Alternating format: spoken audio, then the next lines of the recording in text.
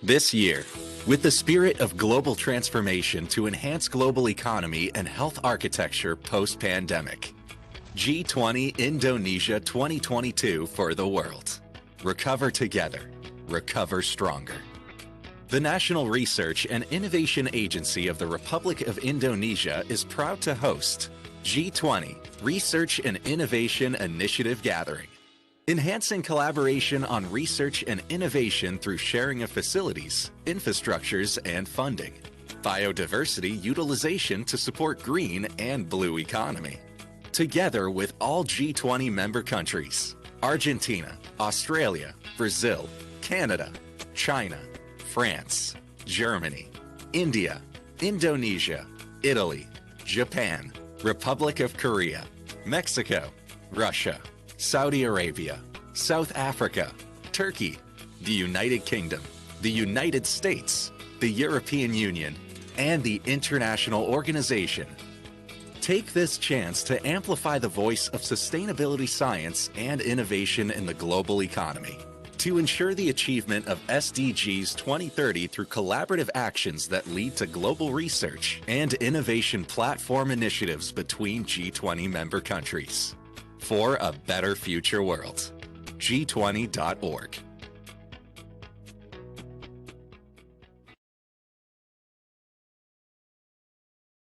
Honorable Acting Executive Secretary of National Research and Innovation Agency, the Republic of Indonesia, Head of Delegations, G20 member, and all delegates, invited countries and invited international organizations, representative of G20 Sherpa and Co-Sherpa Indonesia, representatives of Working Group and Engagement Group, representative of related ministries, and Chair and Co-Chair of Research and Innovation Initiative Gathering RIIG.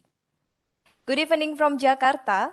Warmest greeting to all delegates today. It is my pleasure to bid you all a genuine welcome to the first of Research and Innovations Initiative Gathering RIIG today. Distinguished guests, ladies and gentlemen, to begin the occasions, I would like to invite Mrs. Nurtri Aries Westiningtyas, Acting Executive Secretary of National Research and Innovation Agency, the Republic of Indonesia, to convey an opening remarks. Mrs. Nurtri Aries Westiningtyas, screen is yours. Thank you. Honorable Head of Delegation of G20 members, Delegation of G20 members, invited countries and invited international organizations, representative of G20 Sherpa Indonesia, representative of Working Group and Engagement Group, representative of related ministries, Chair of RIIG, and all delegates, esteemed colleagues, ladies and gentlemen. Allow me to convey warmest greetings and good evening from Jakarta to all distinguished delegation of G20 members, invited countries, and invited international organizations, as well as G20 Sherpa Indonesia, and all representatives from Working Group and Engagement Group and related ministries. I hope we are in a good health amidst the current pandemic condition. Also, I would like to say, wishing you all a graceful Ramadan, those who are fasting. I'm very honored and very pleased to meet all the delegations, both those who have previously attended the RIIG preliminary meeting and who are joining today at the first RIIG. Distinguished participants, ladies and gentlemen, in this year's G20 Indonesia Presidency, National Research and Innovation Agency, or BRIN, delighted to hold series of side events, namely Research and Innovation Initiative Gathering, RIIG, and G20 Ministerial Meeting on Research and Innovation from February to October 2022. We plan to move the second RIIG from May to August and the third RIIG and G20 Ministerial Meeting on Research and Innovation from August to October, since in October we also will host Ministerial Conference on Space Application and Sustainable Development in Asia and the Pacific under UNESCO. I would like to emphasize that by organizing participants, BRIN would like to raise and discuss the issues of green and blue economy research and innovation as a concept that simultaneously promoting sustainable environmental, economic inclusive growth, and social equity. Further, it is also a great momentum to establish and to seek mutual and productive cooperation opportunities among G20 members, invited countries, and invited international organizations. Distinguished delegates, ladies and gentlemen, we have concern on the common interest to elevate research and innovation. I would like to recall that there are two priority issues that has been discussed in RIIG preliminary meeting on last February 24, 2020. That are first, enhancing collaboration on research and innovation through sharing of facilities, infrastructure, and funding. And the second, biodiversity utilization to support green and blue economy.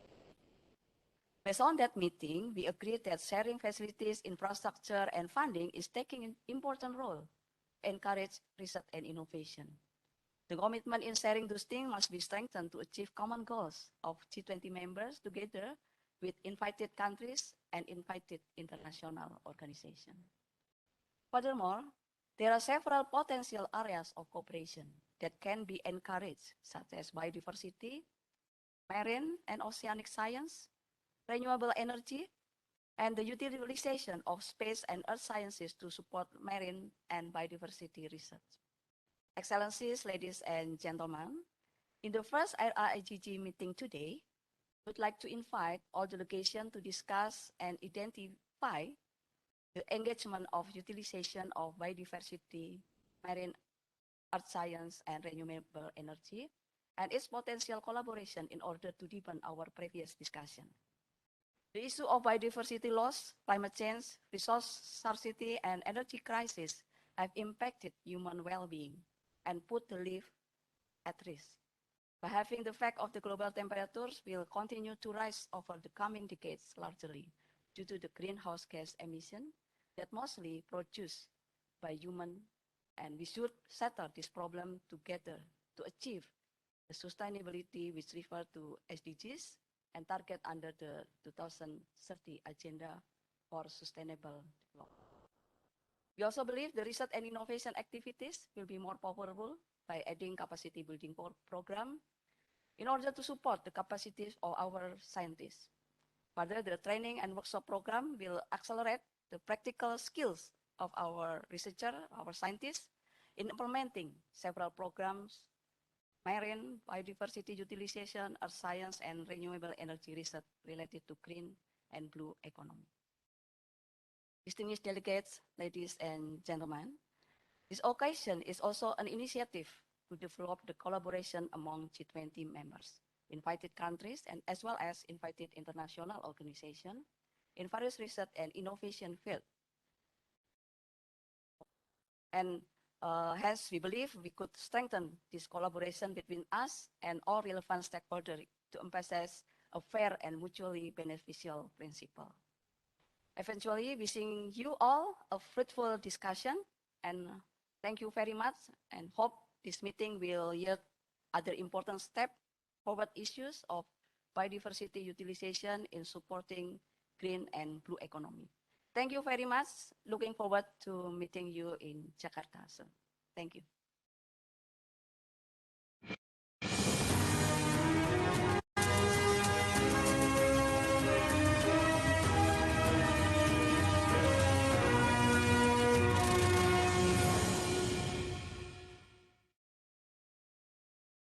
Thank you, Mrs. Nurtri Aries Westening Tias, our Executive Secretary.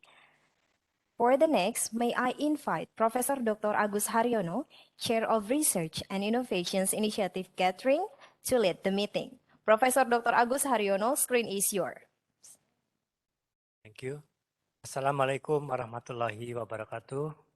Good morning, good afternoon, and good evening, distinguished head of delegates and delegates of G20 members, representative delegates of invited countries, representative delegates of international organizations, representative of Sherpa Track and Co-Sherpa G20 Indonesia from Coordinating Ministry for Economic Affairs and Ministry of Foreign Affairs, representative of Energy Transition Working Group, Education Working Group, representative of Engagement Group, Science 20 and Think 20, representative of ministries from Ministry of Marine Affairs and Fisheries, Ministry of Environment and Forestry, Ministry of National Development Planning, Bappenas, and Ministry of Trade. Ladies and gentlemen, first of all, I would like to express my high appreciation to all delegates for your willingness to be able to attend this first Research and Innovation Initiative gathering. My highest gratitude and appreciation also conveyed for the participation and attention for the attendance and valuable input on the preliminary meeting RIIG last February. I know it has been a while since our last meeting, so I would like to recall the summary note of RIIG preliminary meeting on February 24, 2022 as follows. First, all G20 members consider to commit and participate in research and innovation collaboration, particularly by sharing facilities, infrastructures, and funding. The specific, feasible, actionable framework for this concept is demanded. Second, recalling that the preliminary meeting has discussed 4 potential research areas covering on biodiversity, marine and oceanic sciences, space and earth sciences, and renewable energy. Third, RIIG offers research collaboration on biodiversity and its utilization to support blue and green economy. The meeting take note that G20 members emphasize research infrastructure and biodiversity utilization research be taken into consideration, as well as research collaboration on space and earth science and clean energy transition. 4. Considering the responses, inputs, and interests of G20 members, the meeting proposes several points to be discussed in the series of Research and Innovation Initiative gathering in 2022. The first one is Indonesia will provide more elaborated concept on open platform collaboration between G20 members country and invited participants. Second, identifying current engagement in marine and oceanic science and either tying RIIG proposal with current collaboration or filling the gap that has not been met by existing collaborations. Third, sharpening the focus on renewable energy and offering a more directed efforts on particular sources of renewable energy. We would like also consider to the input of during and post preliminary meeting. Indonesia has highly developed the issue note into the more comprehensive formulation. Thus, in this first G20 RIIG meeting, will highlight thematic G20 members' topic on biodiversity utilization to support green and blue economy. The aim of these activities are to support biodiversity research and innovation among G20 members countries, as well as other countries and international organizations, to contribute to the global economic growth through environmental conscious and low carbon development. The team herein provides a platform for stakeholders at all levels, public and also private, to share ideas and opportunities, create new innovative partnerships, and work together to turn the green and blue economy concept into concrete actions that would deliver sustainable economic development. As we may realize the importance of undertaking the more synchronized and integrated policy response or action between G20 members, also support from other invited countries and invited international organizations to sharing new initiatives should be undertaken a way forward in order to support green and blue economy. So the outcome of the meeting is the summary note, which will be formulated as deliverables for the next G20 ministerial meetings in October 2022. Distinguished delegates, ladies and gentlemen, now we are going to the next agenda. I would like to invite Professor Dr. Oki Karna Rajasa as the co-chair in this meeting to deliver topics of issue note, research and innovation initiative gathering for the thematic biodiversity utilization to support green and blue economy. Professor Oki currently is chairman of research organization for earth sciences and maritime in National Research and Innovation Agency, the Republic of Indonesia. Professor Oki, the floor is yours. Thank you very much, Mr. Chairman, Professor Saryo. Honorable delegates, distinguished guests, ladies and gentlemen, please allow me to present theme 2 of the G20 Research and Innovation Initiative Gathering, which is biodiversity utilization to support green and blue.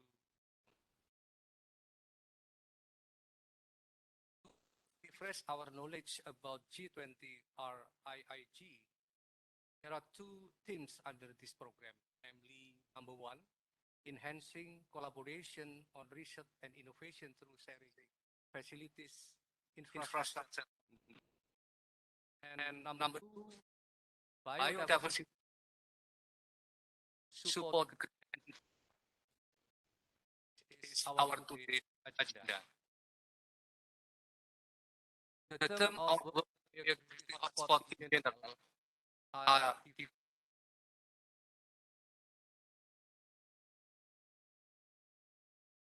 the term of biodiversity hotspot in general are defined as places that are biologically rich, yet significantly threatened. This biodiversity in terrestrial and marine area have been contributed benefits to human being and ecosystem health. In the country like Indonesia, that's known as the largest archipelagic country and rich in terms of terrestrial fauna, as well as coastal ecosystem such as coral reef and fishes. The biodiversity utilization covers different aspects such as the sources of food and pharmaceutical, ecosystem services, environmental protection, sustainable tourism, adaptation, and mitigation of change. The overall goal of the theme 2 are one, to develop joint research skill on biodiversity, education, and related issues. Number two, to propose research teams under the joint research scheme. And number three, to conduct capacity building on biodiversity utilization. We have recognized that aligning economic growth with environmental and social objectives is necessary to serve and protect our Earth ecosystem and biodiversity, enable its sustainable use, and ensure economic stability and long-term sustainable development. The changing scenario of today due to the increase of greenhouse gas emissions, which result in climate change as a whole impact for the globe. Climate change is now a major issue and created a need to measure, mitigate those greenhouse gas emissions, which are adequately responsible for global warming. Climate change to greenhouse gas emissions is becoming increasingly important as a core driver of biodiversity loss and the degradation of ecosystem services, accelerating the rates of climate change, both terrestrial and marine ecosystem, with major threats to the environment and society, require effective action to both climate change mitigation and adaptation aspects. In the transition scenario, innovative low-emission research and technology such as carbon capture storage, as well as energy storage to some extent, could be implemented in existing fossil power generation to accelerate the emission reduction, transitioning cleaner and greener energy. In this scenario, research on the development of green financing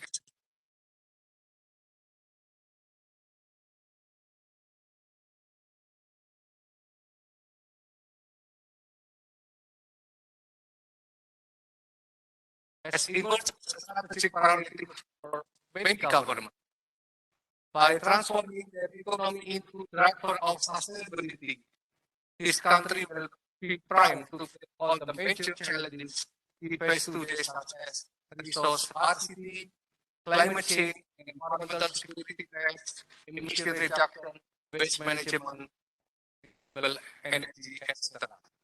There is an increased interest in the case of digital economy, green and blue economy. For example, is the contribution of digital economy in providing a platform for the digitalization needs in the area of maritime fisheries.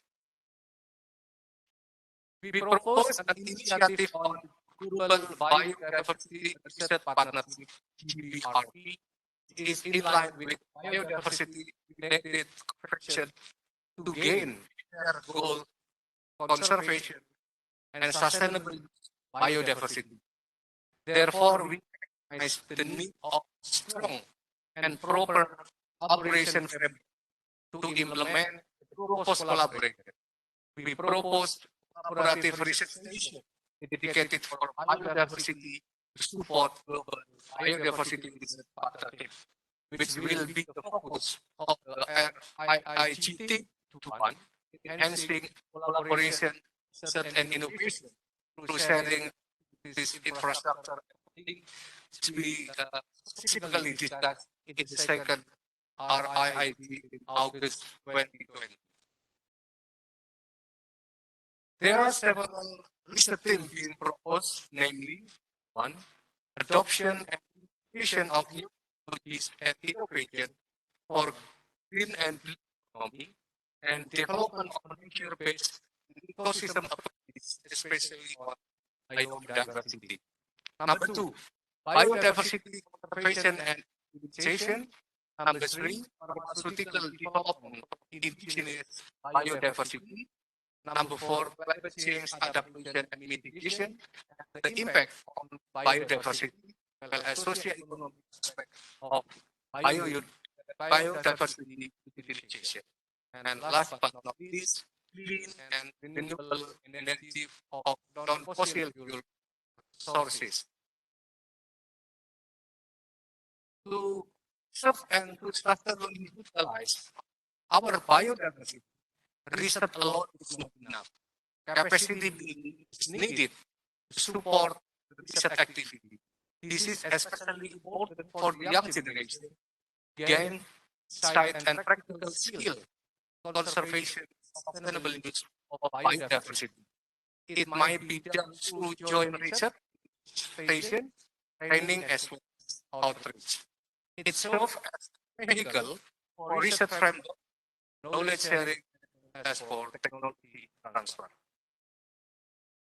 Regarding the management, research station will be dedicated for joint research and capacity building, so it will be supported through funding among member countries through RIIG 1, enhancing collaboration on research and innovation through sharing of facilities, infrastructure, and funding.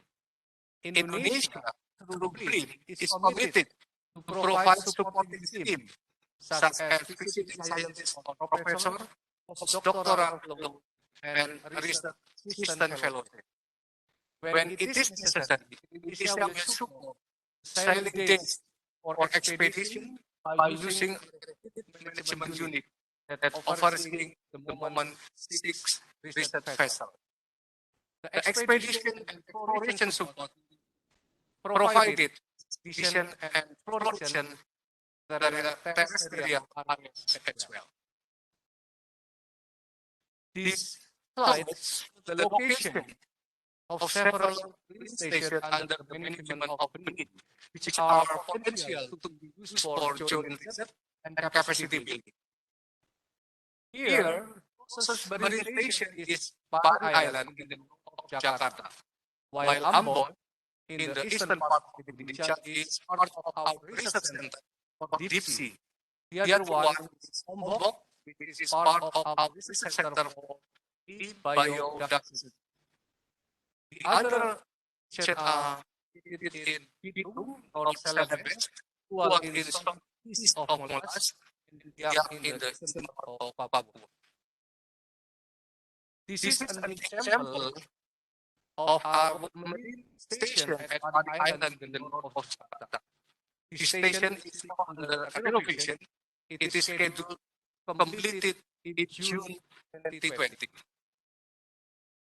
Green Bali Island is convenient for conducting research and building and is only 1 hour by speedboat or ferry from Jakarta. As a multi-purpose complex for research and capacity building and marine sciences, Green Bali Island Marine Station equipped with office room, sitting room, monitors, 20 double bedroom, classroom, 6 lounges, working space, mini library, laboratories, multi-purpose room, therapy room, dining hall, and entertainment. There are many activities conducted in Riig Island so far, such as research trainings, workshop and work in the area of ecosystem, marine aquaculture, taxonomy secrets, mangrove restoration, etc. It is equipped facilities to conduct workshop and training in marine sciences, studies, and these slides show the distribution of the 8 botanical gardens across Indonesia. There are 5 national botanical gardens managed by BRIN, 40 botanical gardens managed by a local government with the assistance of BRIN, and 3 newly established botanical gardens in 2020. Here are some selected botanical gardens that are existing in Indonesia. For example, Surabaya Botanical Garden in East Java, the Jagatanaka Botanical Garden in Bali, and the Lampung Barat in Sumatra, and Lemor Botanical Garden in Lombok. Thank you very much for your kind attention. Thank you very much, Prof. Oki, for very comprehensive presentation. In his presentation, describe on how biodiversity utilization can support green and blue economy, including supporting from digital economy. Professor Oki also mentioned that they propose several initiatives for research collaborations that being proposed in his presentation. Of course, this kind of joint collaboration still open to the other topics that can be discussed in the next agenda. So now I would like to invite to all delegates to share views, opinions, or questions regarding the topic that delivered by co-chair. I would like to invite the statement time to each delegate is 1 to 3 minutes. For the first opportunity, I would like to invite delegation from Italy to give the statement. Italy, floor is yours. Thank you, Chair, and thank you for organizing this meeting in such a tragic international situation. On this subject, I have to reiterate that Italy condemns in the strongest possible terms Russia's unjustified and unprovoked aggression against Ukraine, which is a blatant violation of international law and humanitarian principles. This unacceptable aggression is an attack against our fundamental values. Italy highlights its unwavering support for Ukraine's territorial integrity, full sovereignty, and independence within its internationally recognized borders. We call on Russia to immediately cease hostilities, ensure a safe passage to civilians by agreeing and respecting humanitarian corridors, and to refrain from any action that may affect civilian and critical infrastructures or nuclear facilities. Russia must respect international humanitarian law. Italy also continues to call on Russia to engage in meaningful dialogue and negotiations aimed at establishing a ceasefire and humanitarian measures with a view to elaborating a shared and sustainable solution to the conflict. This said, allow me to get to the point under discussion today. We are very grateful to the Indonesian presidency for tabling a very important issue also for research and innovation, which is the biodiversity and a core issue also within SDGs. We fully support the Indonesian initiative. We would like to have some elaboration on the prospected platform or cooperative framework that is being envisaged. But we are very grateful for the issue note, which is a fundamental compass for the work ahead of us that will hopefully lead to a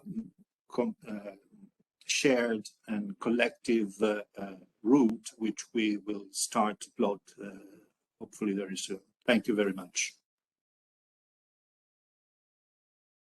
Now I would like to invite delegation from India to deliver the statement. India, floor is yours.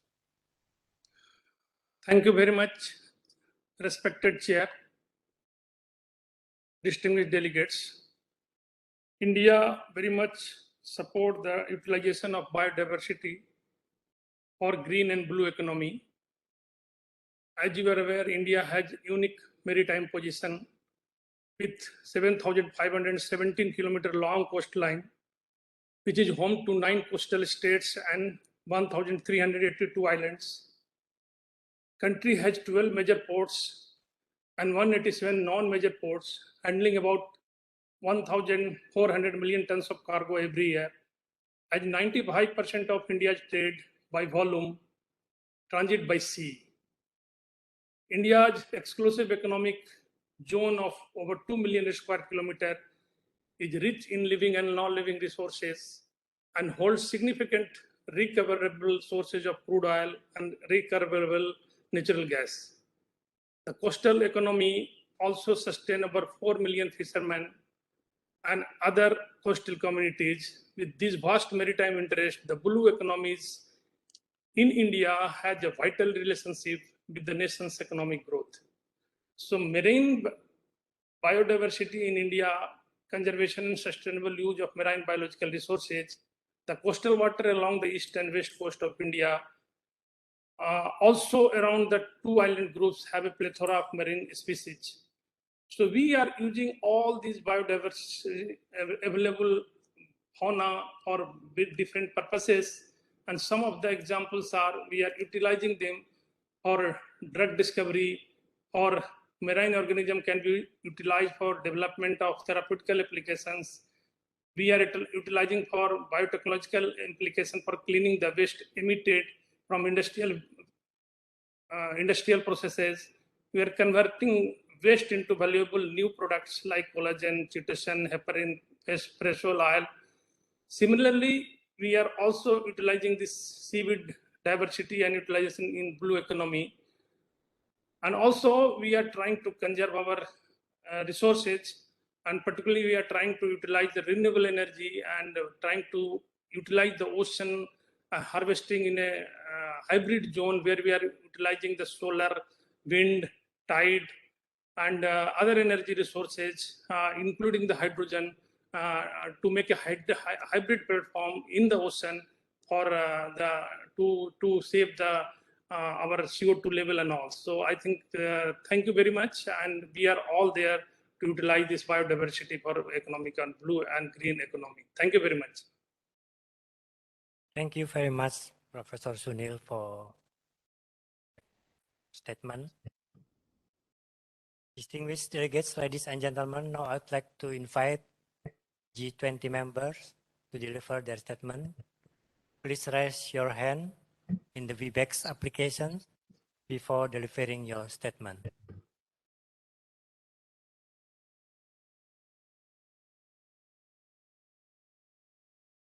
We will recognize you if you raise your hand in the Webex application. I recognize friends. Want to deliver your statement? Friends, the floor is yours. Thank you, Chair. Dear colleague, as a preamble, France reaffirms its unwavering support for the sovereignty and territorial integrity of Ukraine. We strongly condemn the military aggression whose action constitute a serious threat to international public order. We call for coordinated state action on behalf of students, teachers, and researchers whose freedom is at risk in the current context. Concerning the G20, France wishes to thank the Republic of Indonesia for its presidency and for having organizing today's meeting around such relevant topics. We also thank Indonesia for providing the issue note, which can be the really useful base for discussion. Green and blue economy is a priority topic for France, which is involved in numerous programs aimed at developing research and innovation in the fields of biodiversity, marine sciences, earth sciences, and renewable energies. Let me present you three aspects relating to this theme. First of all, improving scientific knowledge of the ocean and its evolution is a strategic issue for France, whose territory extends over 3 oceans that are subject to climate change and increased human activity on the coast. Launched in 2021, the French Ocean and Climate Priority Research Programme aims to structure French research to better understand and protect this ecosystem. This programme is based on three priorities: forecasting the ocean's response to climate change, ensuring the sustainable use of ocean resources, and reducing ocean pollution. France is also committed to supporting research on the deep sea and intends to launch a specific research program to this end. Moreover, France is proud to contribute to the International Ocean Observation Programme Argo to support the network of ocean fleet deployed by the program. 21 million euros will be invested over 8 years to acquire 80 Argo floats each year. France reiterates its determination to strengthen political mobilization and the development of tools for sustainable ocean management. To this end, we have organized the One Planet Summit for the Ocean in Brittany, in France, in February 2022, during which 37 international leaders agreed on concrete commitments to preserve the ocean. Secondly, the protection of biodiversity and investment in research in this area is a major issue for France and European partners.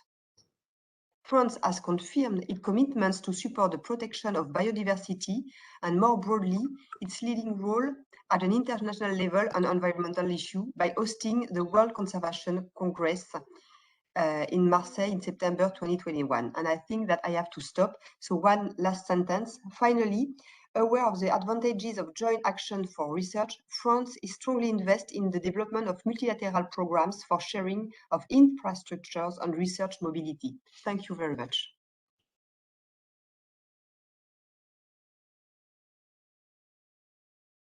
Next, I would like to invite G20 members first, and then invited countries. So the next is Australia. I recognize Australia raising hand. Thank you, Chair, and thank you, Indonesia, for hosting us today. I'd like to begin by emphasising Australia's full support for Indonesia's G20 presidency and its aim to drive a strong, sustainable and resilient global recovery through more and better research partnerships. That is why we're meeting today. Australia remains firmly committed to working with our good friends in Indonesia and others around the table to realise that vision.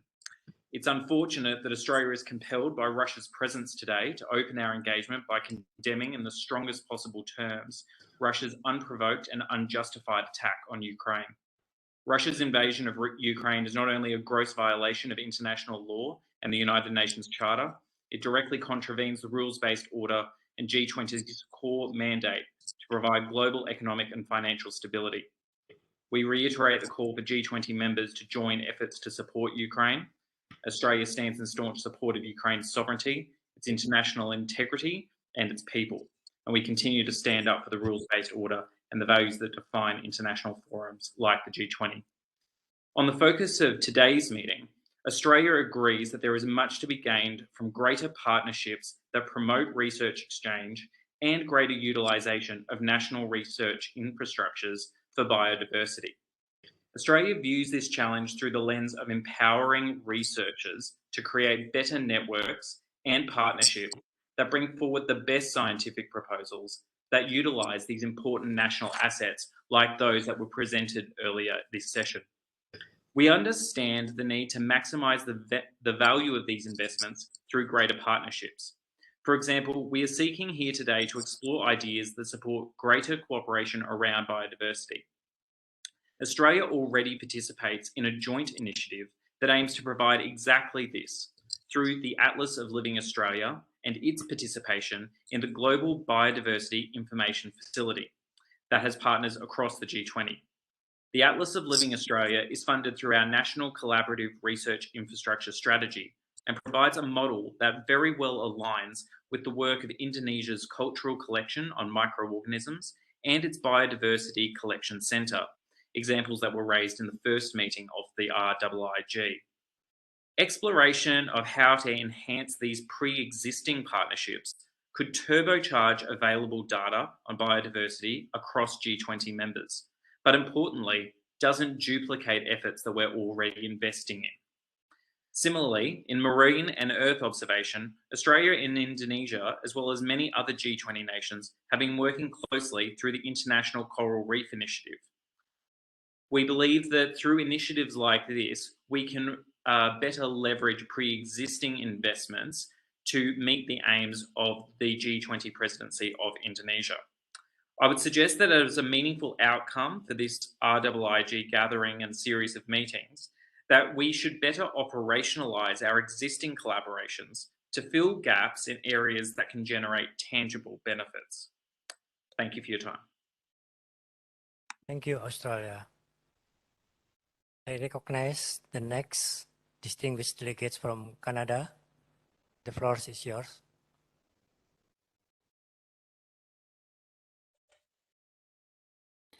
Thank you, Chair. Before I begin, I would like to acknowledge the current state of affairs. In response to Russia's egregious actions, the Government of Canada is looking at all of its activities and holdings in coordination with like-minded partners. This coordination demonstrates the broad international support for Ukraine and its people. Like others who've spoken before me, Canada strongly condemns Russia's unjustifiable and unprovoked invasion of Ukraine. Therefore, continuing our G20 work in a business-as-usual mode is no longer possible. Canada will continue to gauge what this means for the G20. We welcome the G20's emphasis on the biodiversity climate nexus and are particularly supportive of discussion on this issue in the context of marine, coastal, and terrestrial ecosystems. Canada has the longest coastline in the world, direct access to 3 oceans, cutting-edge ocean science, and a strong track record on oceans protection and conservation. We are committed to the transformation of the ocean economy into one that is economically prosperous, environmentally sustainable, and socially responsible. We are developing a blue economy strategy that will outline our vision and emerging economic growth opportunities while ensuring the health of our oceans and advancing Indigenous reconciliation. Canada strongly encourages G20 economies to endorse the 30 by 30 target this year. Canada has joined both the Global Ocean Alliance and the High Ambition Coalition for Nature and People in advocating this target by 2030. We recognize the importance of working collaboratively with our international partners to advance the conservation of biodiversity outside of our waters. We are firmly committed to the ongoing negotiations at the UN for a treaty on marine biodiversity beyond national jurisdictions. We recently joined the High Ambition Coalition as part of the One Ocean Summit and we encourage all G20 members to commit to progress in these negotiations.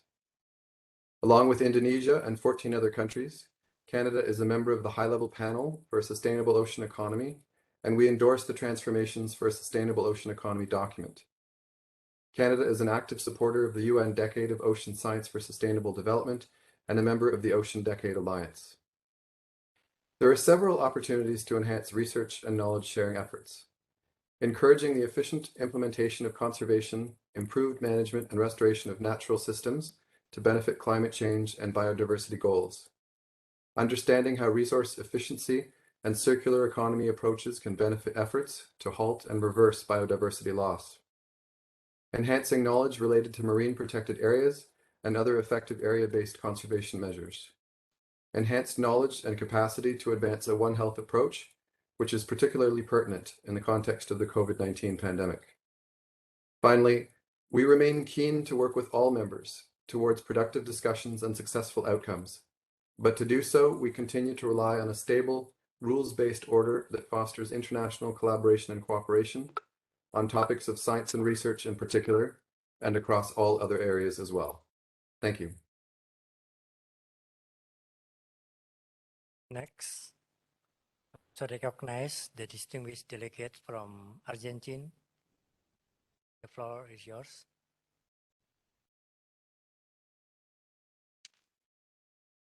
Dear G20 members and delegates, it's a pleasure for our country to be attending this meeting. First of all, thank you to the Indonesian presidency for the invitation and the organization of this meeting. We are very happy that science, technology, and innovation have a special place on the G20 agenda, and also that a working group on research and innovation has been established. In the Santa Ministry of Science, Technology, and Innovation of the Argentine Republic is interested in establishing a dialogue on a very important item on today's international cooperation agenda, like biodiversity and sustainable use of biodiversity as part of a conservation strategy with the aim to obtain social and cultural benefits while keeping its potential and preserving the environment for future generations. Biodiversity has an intrinsic value and is part of the natural heritage. It is also a strategic resource because it supports a wide range of environmental goods and services essential for human development. By conserving and using biodiversity in a sustainable way, we can maintain the stability of the ecosystem from which we obtain essential services. For this reason, in our National Plan for Science, Technology, and Innovation, this ministry sets out a number of strategies to contribute to the United Nations Sustainable Development Goals. These goals have been set by the international community to achieve sustainable development across three pillars: economic, social, and environment, in a comprehensive and balanced way. For us, this international consensus is key. The wording used in the 2030 agenda must be used by the country that signs. Keep our commitment to them. In this way, we seek to show a much more pluralistic view of nature and invest in systemic social changes based on technology and innovative solutions for the valuation of biodiversity. Thus, would like to make the following comments in relation concept note. For example, there is not an international consensus about blue economy and green economy. So we suggest replies with sustainable development, for example. We have some other topic and suggestion about the concept note, and we will send you. Thank you very much for this invitation, and we celebrate this participation. Thank you, Argentine, for the statement. Next, I would like to invite Brazil. I recognize the distinguished delegate from Brazil. The floor is yours.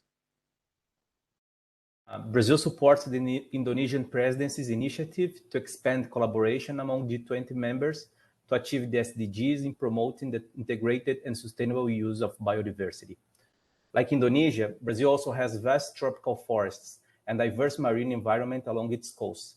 There are more than 116,000 animal species and more than 46,000 plant species known in the country, spread across 6 terrestrial biomes and 3 major marine ecosystems. This abundant variety of life is home to more than 20% of global biodiversity, the greatest in the world. In line with scientific evidence, climate change is one of the main reasons for the loss of biodiversity. Research efforts should thus focus on the adaptation of ecosystems to climate change. As such, we should be careful to mention nature-based solutions as an objective of our initiative.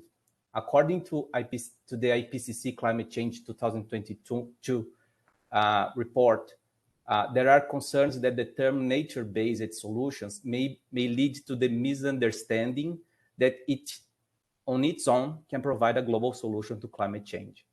Likewise, the Glasgow Climate Pact emphasizes the need to a rapid, deep, and sustained reductions in global greenhouse gas emissions, including carbon dioxide emissions. Therefore, Brazil proposed that the reduction of greenhouse gas emissions should, as consolidated in multilateral documents, also be the main focus of our initiative and place it in higher importance than nature-based solutions. As mentioned in the Theme 2 concept document, mangrove forests have strong potential to harvest carbon. We should also consider ecosystemic service with holistic approach associated to fight climate change. We should also be careful on the proposition of collaboration framework on biodiversity initiatives, as mentioned in the same Theme 2 document. The shared goals of conservation and sustainable use mentioned in different international conventions are limited by specific scope and mandate. Brazil understands that it is desirable to avoid double efforts as much as possible. Domestically, to deal with all its biodiversity, Brazil adopts the Science for Sustainability concept in several programs, believing that the greater the knowledge on biodiversity, the more its potential can be used in sustainable agriculture, tourism, biotechnological exploration, medicine, and industry. Among many programs, we developed the Amazon System of Satellite Labs, SALAS, which aims at building around 50 laboratorial infrastructures to support scientific research across the Brazilian Amazon territory. The pilot phase was already launched with the first 2 labs in operation since last February. Another initiative is the program Bioeconomy Production Chains, which promotes and adds value to the production chains based on the Brazilian biodiversities. It uses STI to the fullest to generate a knowledge and develop technological solutions for the challenges faced by the people that live with and produce from the Brazilian biodiversity. We will also highlight the National Institute of the Sea, INMAR, with an implementation process underway, aiming to promote multidisciplinary scientific and technological research on the oceans and their interactions with atmosphere and continents, as well as reconcile the varied interests of the ocean economy. One last example that I would like to mention is the Brazilian Biodiversity Information System, CBBR, part of the Global Biodiversity Information Facility, which aims at gathering and providing open access to data and information to be used as input for public policies, support decisions on conservation and sustainable use, and promote knowledge on biodiversity. This system gathers national R&D institutions and private sector with almost 18 million occurrences records. Mr. Chair and distinguished delegates, concerning the proposals of action of this RIIG, Brazil would like to place more emphasis on the exchange of information and best practices, and less on the definition of concepts, discussion about regulations, and governance, which already have their own specific multilateral fora. We believe G20 is a unique platform to share scientific knowledge on biodiversity, bioeconomy, and ocean and marine sciences. In this regard, one of the outputs that we would like to jointly develop is a compendium of national policies and projects related to biodiversity utilization to support a sustainable economy. We think this is the kind of tangible result that G20 can achieve during Indonesian presidency and, most important, would be extremely useful to all of us. We'd also like to see how we could work together in already existing mechanisms of biodiversity data, such as the Global Biodiversity Information Facility, GBIF, instead of entering a broader discussion on international conventions and treaties. Brazil, as always, will support any R&D concrete initiative developed to achieve SDGs, and we are very eager to cooperate with G20 countries under the coordination of the Indonesia presidency. Thank you, Chair. Thank you, Brazil, for valuable statement. Now, I recognize South Africa as raising your hand. South Africa, the floor is yours.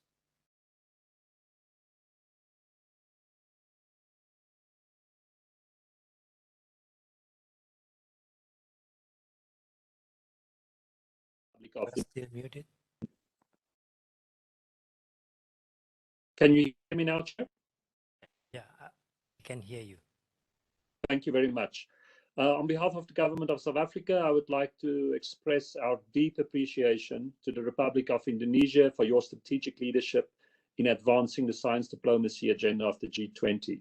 We think that as the COVID-19 pandemic has shown, as the ongoing global climate change crisis continues to show, we need certainly more and not less international cooperation in science. Science is required to respond to all of our planet's shared global challenges, and we also need to really be inspired by science to follow the very apt leitmotif which Indonesia has chosen for its G20 presidency, and that is to recover stronger and to recover together. We are therefore fully in support of this initiative, and we think indeed that research and innovation should be at the heart, should be at the mainstreamed as part of the G20 agenda.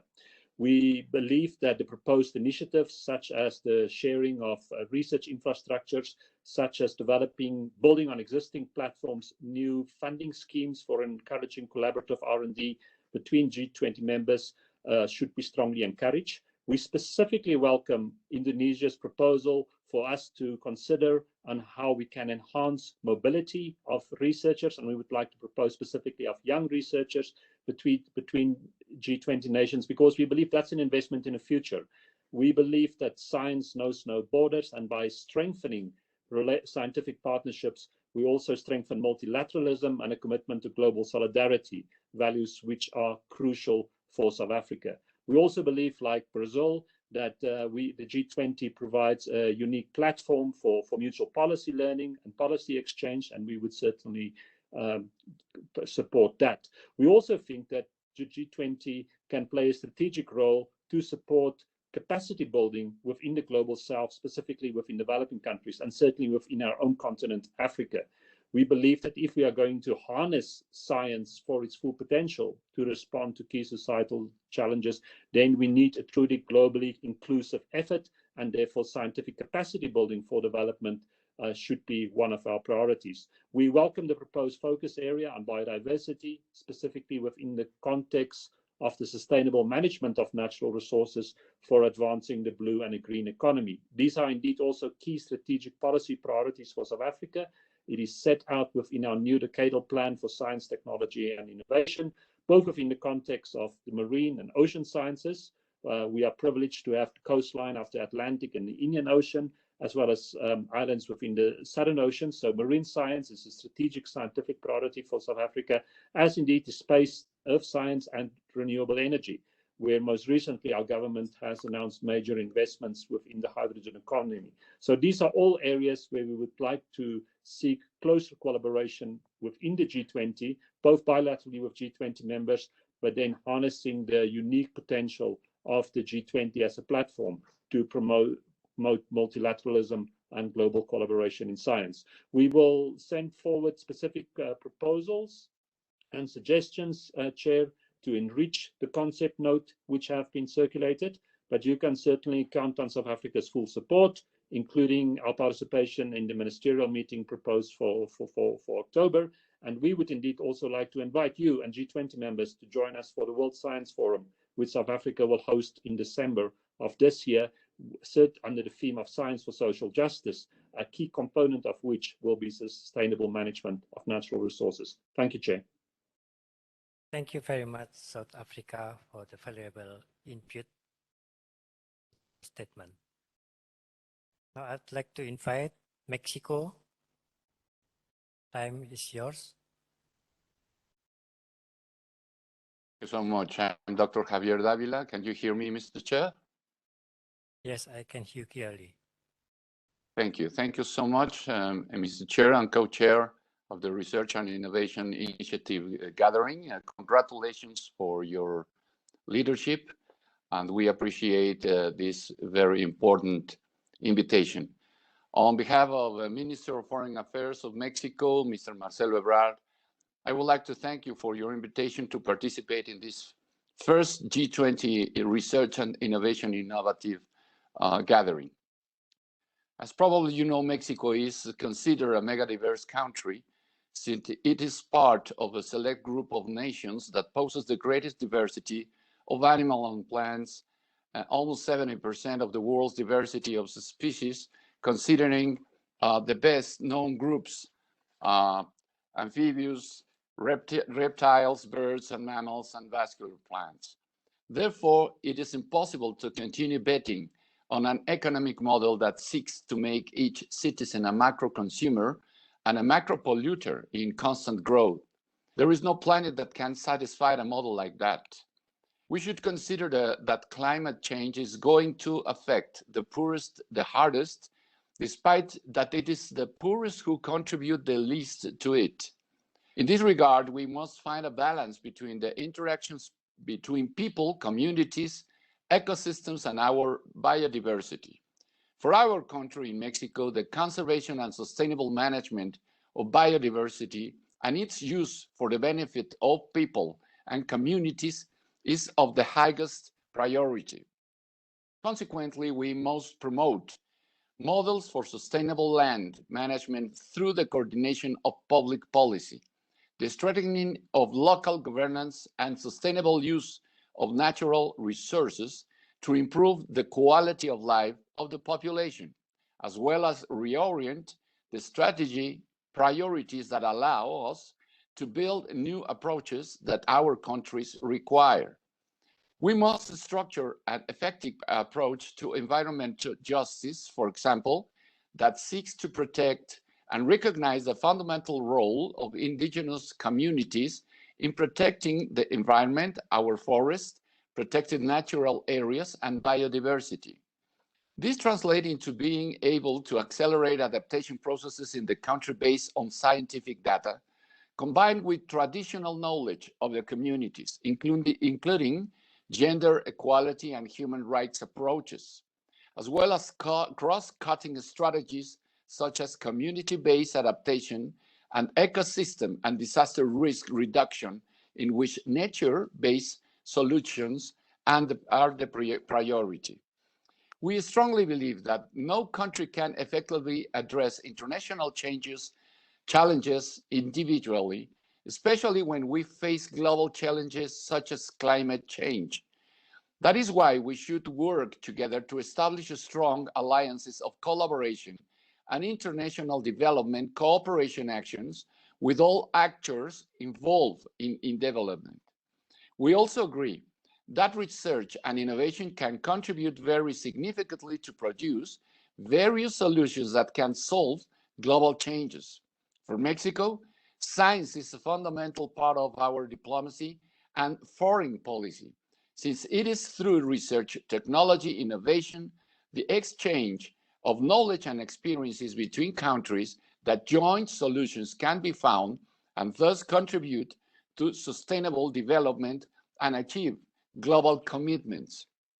Through the collaboration of experts from scientific community, information can be generated and to upkeep public policies that can support a more sustainable economic growth with more sustainable patterns of consumption and production, respecting our biodiversity, our communities, and our planet. Mexico is committed to moving towards a low-carbon economy and resilient population, ecosystem, productive systems, and strategic infrastructure, with the support of available scientific, traditional, and technological knowledge. I would like to share the support and commitment of the Mexican Agency for International Development Cooperation to strengthen through international cooperation actions, including South-South and triangular cooperation, the exchange of experiences, knowledge, and technology to promote capacity building in order to contribute to a more sustainable and inclusive development between our countries, and to create strategic partnerships with key stakeholders in order to have a more resilient and sustainable global economy growth. Thank you very much, and please accept our best wishes from Mexico. Thank you, Mexico, for the valuable statement and input and support from Mexico. Now, I'd like to invite Russia to deliver statement.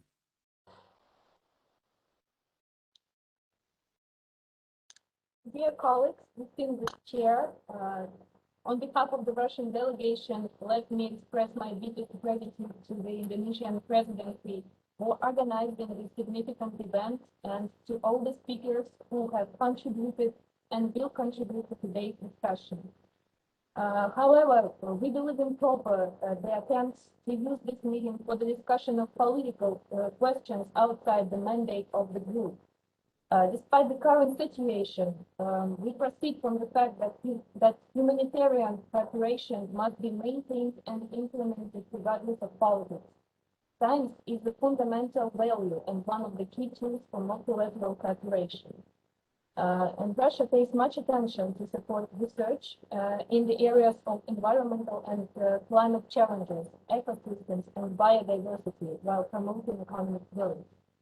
The task to decarbonize the Russian economy stands in the long-term strategy for low emissions development adopted last year. To achieve this goal, the Ministry of Science and Higher Education of the Russian Federation has launched a carbon polygon network. Today, there are 12 polygons located from the far east to the west of our country, and by 2025, it is expected to achieve the number up to 80 polygons or more. These are territories with different ecosystems: forests, swamps, steppes, pastures, coastal zones, and etc. And the task is to measure the carbon balance in these territories and to answer the question, how much greenhouse gases these ecosystems absorb and emit. So we are ready for joint projects at our carbon polygons with partners worldwide. Comparison of different methods and equipment in the same ecosystem will help to choose the best approaches and to develop common standards for measuring and interpreting data. The task for developing hydrogen energy as well as alternative energy is also included in the updated energy strategy of the Russian Federation for the period up to 2035. Our ministry is responsible for supporting breakthrough research programs and projects on issues of hydrogen energy development, formation of new and renewable energy sources, methods of transportation, the energy storage, as well as biodiversity and conservation and utilization. As part of this initiative, taking 17 world-class scientific centers and 15 scientific and educational centers have been created on the basis of the Russian Riig and Higher Education Institution. Climate change adaptation methods is also in our focus in the Arctic Council, currently chaired by Russia. In this work, it is worth mentioning that the issues of biodiversity, biotechnology, and the study of bioresources, as well as conducting marine research, are outlined as priority areas in terms of research cooperation in the Arctic region as well. In conclusion, I would like to stress that emerging global challenges require strengthening cooperation and experiences sharing among countries. In this regard, enhancing our collaboration between G20 members in terms of joint research to support green and blue economy is of high importance in the global context. I thank you for your attention and look forward to the next productive discussion. Thank you very much. Thank you, Russia. Before I invite the next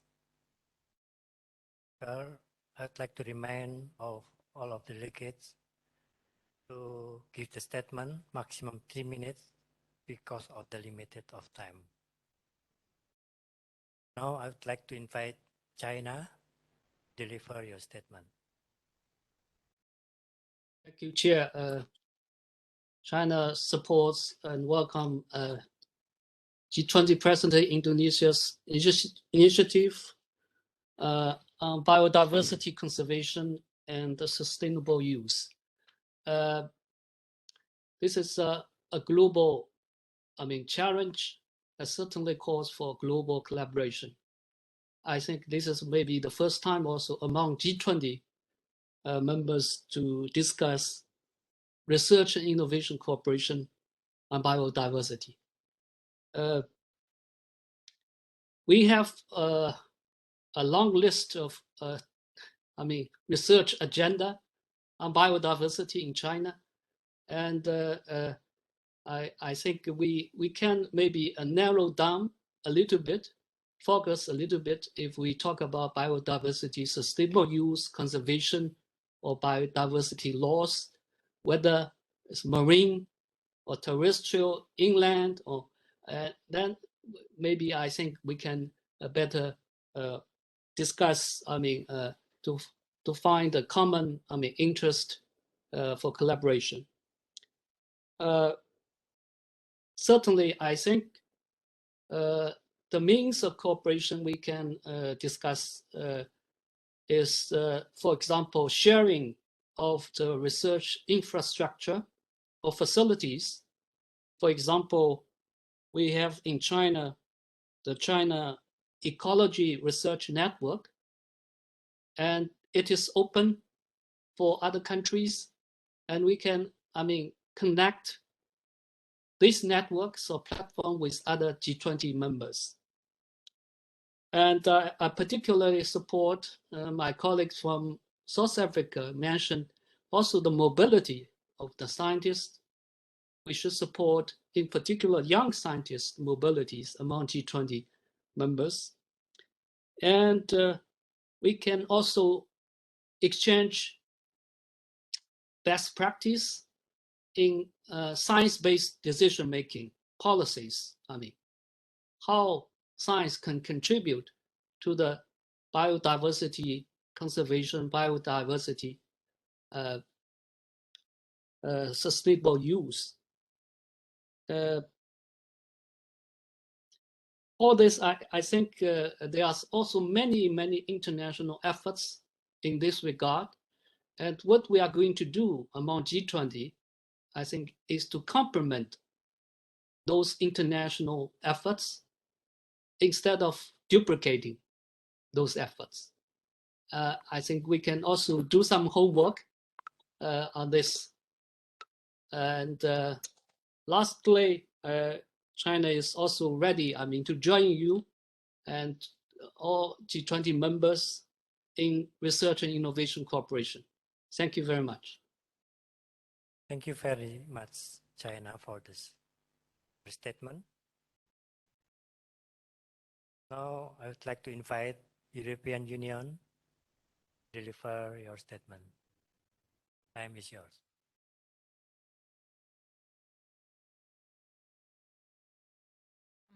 Thank you very much, Chairman, host, and co-chair. Let me, at the outset, express the European Union's and member states' full solidarity with Ukraine and the Ukrainian people. And the other side of the coin is that the EU strongly condemns the Russian unprovoked and unjustified military aggression against Ukraine, which grossly violates international law and the UN Charter and undermines international security and stability. The EU demands that Russia immediately and fully respects Ukraine's territorial integrity, sovereignty, and independence within its internationally recognized borders. We have decided not to engage into further cooperation on research and innovation with Russian entities, except in some well-justified cases of humanitarian purposes, civil society support, and people-to-people contact. We are stepping up the cooperation and support for Ukraine and the Ukrainian scientists. like my other colleagues, I have to say that working in a G20 context in this geopolitical context makes it really very difficult for us. But biodiversity is important. We are very pleased that we have agreed consensually to start working within the G20 on biodiversity, and that also that we have decided to look at the research and innovation needs to address the biodiversity loss and in the same time combat climate change. At European level, we are very committed to addressing biodiversity. We have a biodiversity strategy for 2030. In that strategy, you will see that we have already some experience with addressing biodiversity loss, but definitely that was not enough. There were some gaps, so we would be happy to share. Sometimes one can learn from mistakes or insufficient actions. All the actions that are necessary under the biodiversity is very large, and therefore I would also support that we focus the agenda on biodiversity, which in itself is very large, and we may, within the thematic areas that were presented in the issue paper, come up with some areas where we believe that international cooperation among the G20 would be more prone for cooperation than other areas. We would also like to encourage to use the G20 to create synergies with other multilateral fora, such as the IPCC and IPCES. Thank you very much. Thank you, Union, on biodiversity, how that importance G20 members. Now I'd like to invite Germany to deliver the statement. Time is yours. Thank you very much, Chair. At the outset of my intervention, let me express that Germany condemns Russia's unprovoked and unjustifiable war against Ukraine in the strongest terms. It is a blatant violation of the fundamental principles of international peace and security and a breach of international law. We call on Russia to bring an immediate end to hostilities, withdraw its troops from Ukrainian territory in its entirety, and comply with international humanitarian law. Germany expresses its full solidarity with the Ukrainian people and their fight for sovereignty and freedom. Now I would like to come to the biodiversity and utilization to support green and blue economy. We welcome this topic and agree that biodiversity is a high priority topic for collaborative research among the G20 and beyond. Generally, we support looking into activities like the Global Biodiversity Hub. However, we are interested to learn more about the exact target groups and which sectors, which disciplines, which countries will be addressed. And further information and further international coordination would be necessary in that. Thank you. Given the time, I just for some comments on the paper. Generally, we suggest to use terms and objectives in the Convention of Biological Diversity. The first point is conservation, then sustainable use, and maybe access and benefit sharing. In this sense, I would like to emphasize that the objectives of conservation incentives of biodiversity cannot be guided by economic interests. A sustainable blue economy should respect the protected areas and should be based outside of marine protected areas. The blue economy concept should be viewed maybe with caution as far as the artificial use of seas and oceans and geoengineering is concerned. Maybe there's not enough data available to talk about that. Regarding the energy plantation forests, like those ones for palm oil extraction, This should basically not be considered as a potential for local biodiversity, as mentioned in the paper currently. Concerning the climate change adaptation and mitigation actions, the marine greenhouse gases binded potential should not be overestimated and not be used to reduce the pressure on implementing the necessary reduction measures. I think we have some comments on the issue paper, and we will send them to you as soon as possible. Thank you very much. Next, I would like to invite Japan to deliver a statement. First of all, I'd like to thank Indonesia for organizing today's meeting. Before touching upon today's agenda, I unfortunately have to express Japan's basic position regarding the current geopolitical situation. The ongoing act of aggression by Russia infringes upon the territorial integrity and sovereignty of Ukraine. It is a unilateral attempt to change the status quo by force and a grave violation of international law. Japan has made it clear that the current state of affairs is unacceptable and has reiterated its strong condemnation. At this stage, the business as usual relations with Russia cannot continue in the international community, including the G20. In view of the need to continue technical discussion in the G20, I would like to share Japan's thoughts on today's agenda.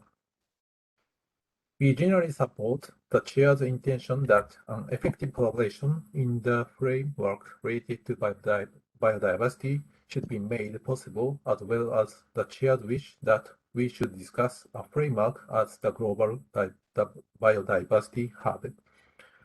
In recognition of the importance of biodiversity, Japan is implementing international research collaborations to develop a set of multi-purpose systems to preserve biodiversity in rainforests as a part of science and technology research partnership for sustainable development, which is Japanese research collaboration program called SATREPS.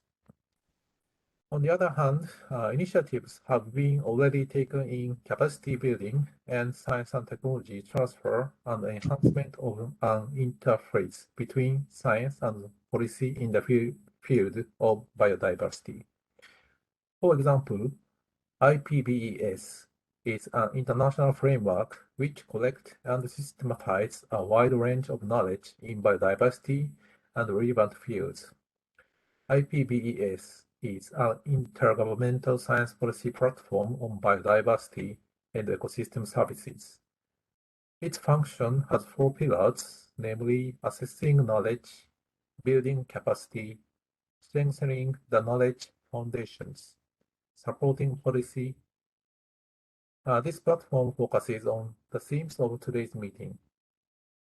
Apart from this, under the Convention on Biological Diversity, CBD, Japan Biodiversity Fund, JBF, has a history of implementing science and technology transfer through capacity building. Also, with a view to implement the post-2020 biodiversity framework, global targets succeeding each target, proposals have been made for initiatives related to capacity building in each country in the discussion of CBD. Therefore, if the G20 considers a framework for research collaboration related to biodiversity, we should be careful not to duplicate existing initiatives and frameworks such as the IPBES and the CBD that I mentioned.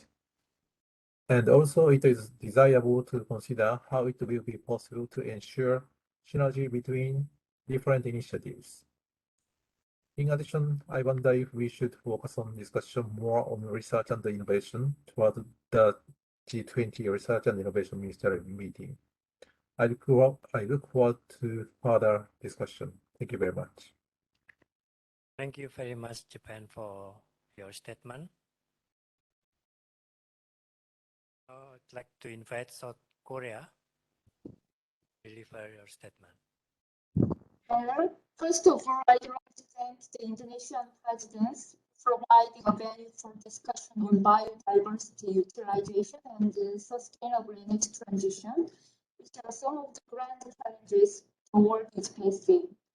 It's among the first to adopt the Green Forest Initiative, part of the nation's national climate agenda. Korea agrees with the Indonesia's issue proposal. I'd like to share Korea's strategies for achieving carbon neutrality and conserving biodiversity. First, Korea placed carbon neutrality by 2050, and it has strived to prepare and implement a range of domestic measures to support the green economy. In addition, Korea established the strategy for technology innovation, carbon neutrality, invest in 10 core technologies for energy transition, decarbonizations of industry, transport, and building efficiencies. Korea also establishes and implements a national biodiversity strategy and action plans, following the obligations of the Convention on Biological Diversity.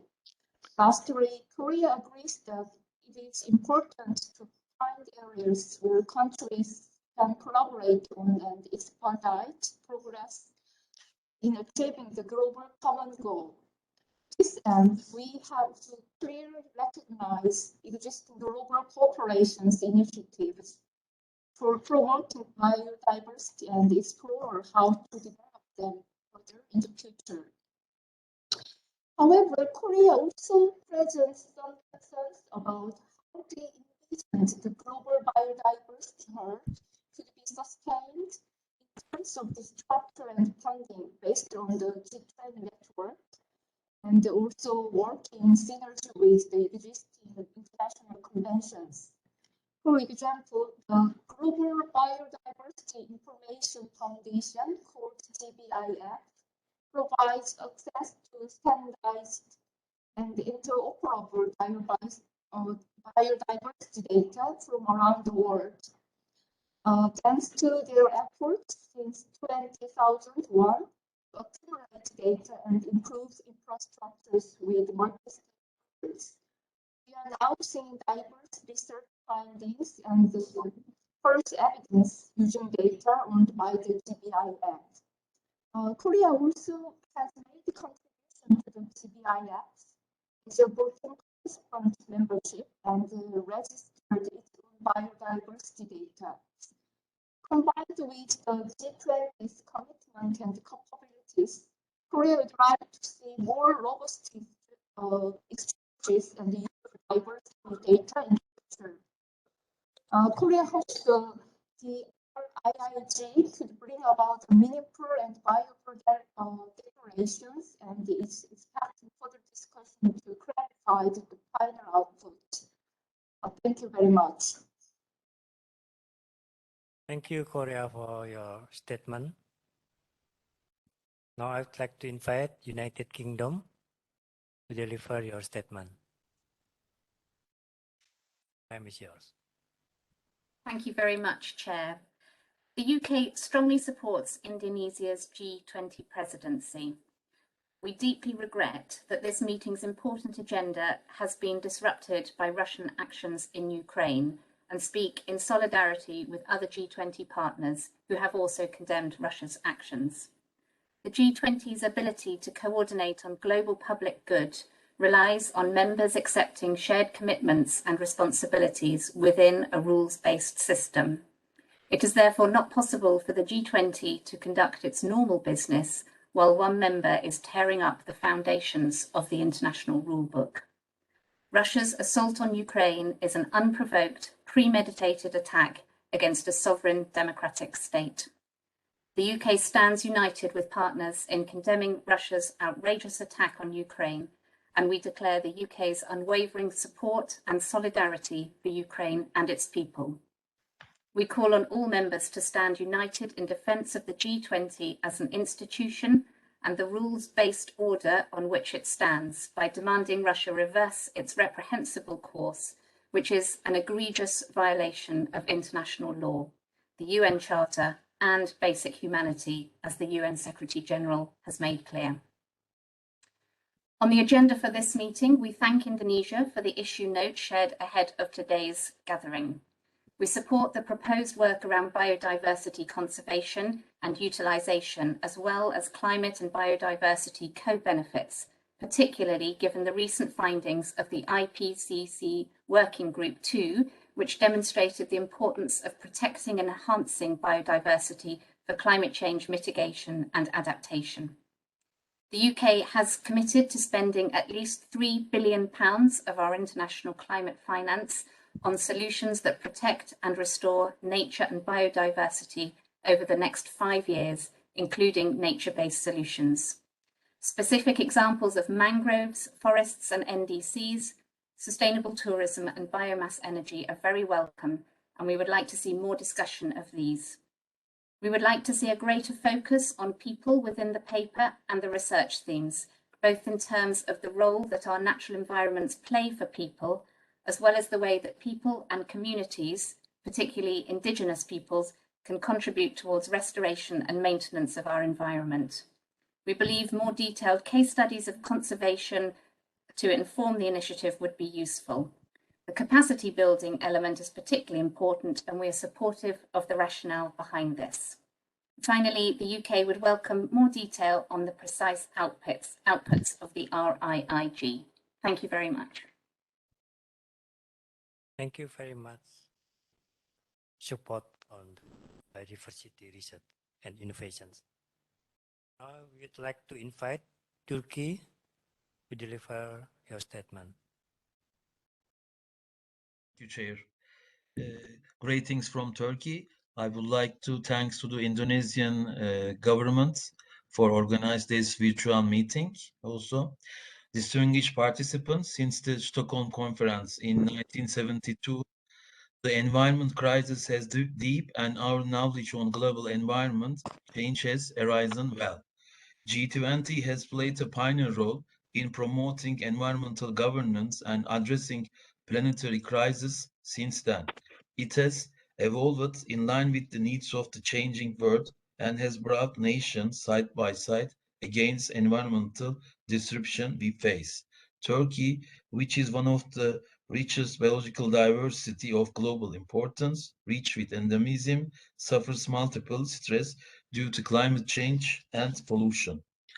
Conserving biological diversity is essential for existence of human being, thus for any kind of human development. First of all, we should accept that we are not managing biological diversity. We are a member of biological diversity.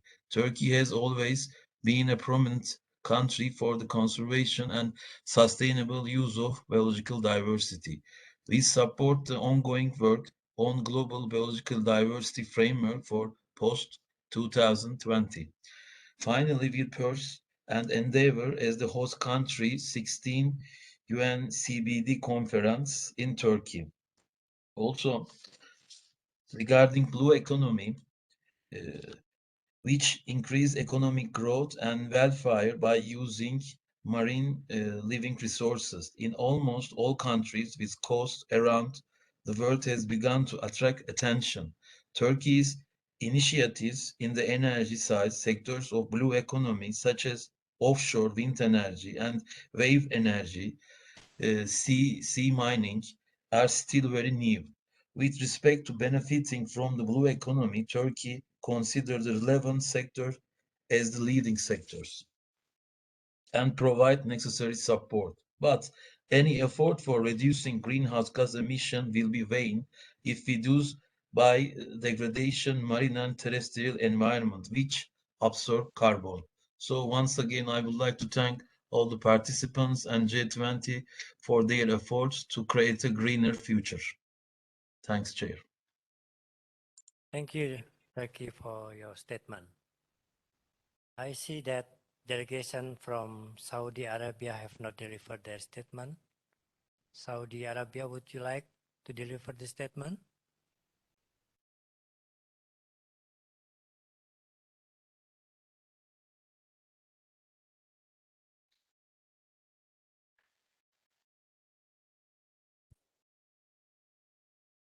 No?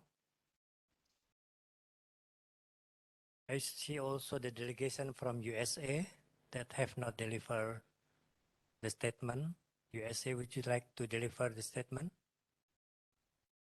Mr. Chairman, I would like to align the United States with the comments of Italy, France, Australia, Canada, the EU, Germany, Japan, and the UK in their condemnation of the unprovoked Russian invasion of Ukraine. I'd welcome proposals to help our counterparts in Ukraine overcome the unbelievable hardships that they are currently facing. The United States stands steadfastly with Ukraine and condemns in the strongest possible terms Russia's war of choice in Ukraine. We call on Russia to cease its aggression against Ukraine and its flagrant violations of international law. None of the work in the G20 can be conducted as if the Russian invasion never happened. Business as usual in the G20 is impossible. As we grapple with what this means for the G20, in the interest of time and out of deference to the chair, I would like to move on to other topics. The United States thanks Indonesia for the Theme 2 proposal. We encourage initiatives that incentivize scientific collaboration, innovation, and open publication of research results. With respect to the sharing of research facilities, the United States is already committed to user facility access under the National Academies of Science, Engineering, and Medicine's cooperative stewardship recommendation. Scientists from most countries in the world may be given fee-free access to U.S. government facilities for conducting research on the basis of merit. For instance, at the Department of Energy, every year, tens of thousands of international researchers, including researchers from every G20 country, utilize our national laboratories to conduct their own research. U.S. government agencies such as the National Institutes of Health and the Department of Defense are authorized to award direct grants to foreign nationals. We would emphasize that such measures for facilitating facility access and the availability of funding is predicated on trust among members. We suggest the title Conservation and Sustainable Use to Support Green and Blue Economy, which better aligns with the international use in reference to biodiversity. This also applies to the fourth section of research themes. Next, the proposal to launch the new framework Global Biodiversity Hub raises many questions for us. We do not pull our funding through G20 and would need substantially more details before we would be ready to consider any such commitments. We do, however, support sharing knowledge among working level experts around government regulatory approaches, policy, and best practices. We do believe that this is the most valuable contribution that the G20 can make. We strongly recommend, to avoid duplication, any efforts in promoting marine science and research, including on oceans plastics pollution, be tied to existing international work like the UN Decade of Ocean Science. The United States does not believe the G20 is the correct forum to discuss research on nuclear energy. We would welcome discussions on innovation around renewable and low emissions energy technology, especially discussions on how to scale up the deployment of these technologies.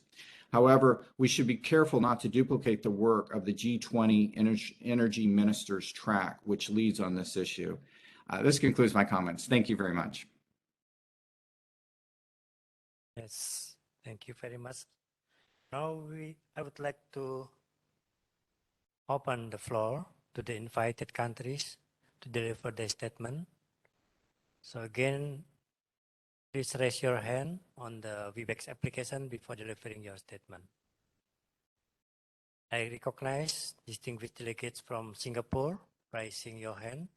So the floor is yours. Singapore.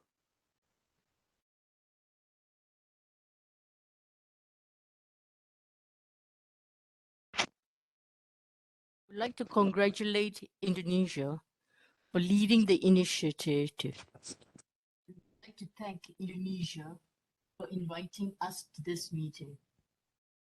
Singapore is proactively committed to addressing the challenges of biodiversity conservation and climate change synergistically together as their intimate interlinked.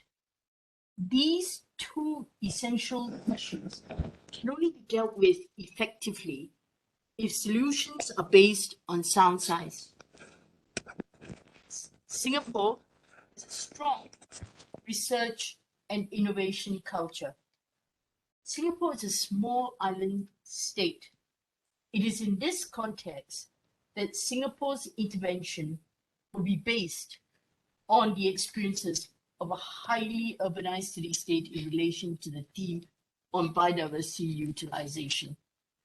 The rich native biodiversity of Singapore is used to enhance the quality of living environment for its people, mainly for conservation, recreation,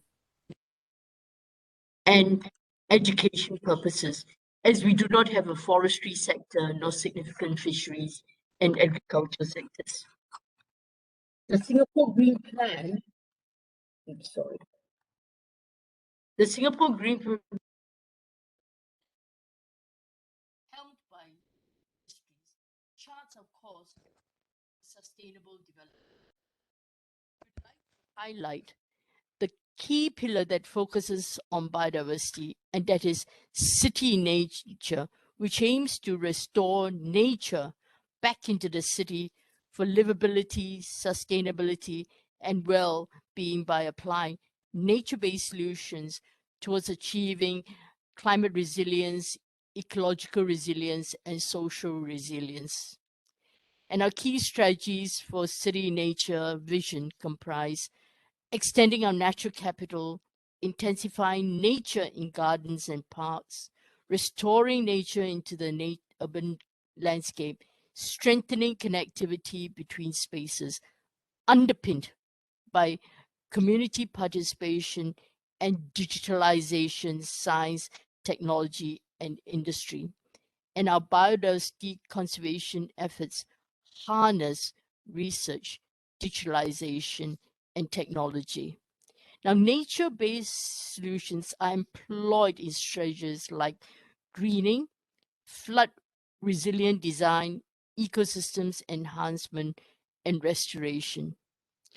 One of the diverse research programs in Singapore is the Marine Climate Change Science Program that advances multidisciplinary and translational research in the core sciences of marine climate change and develops solutions addressing the challenges faced by our coastal and marine environment.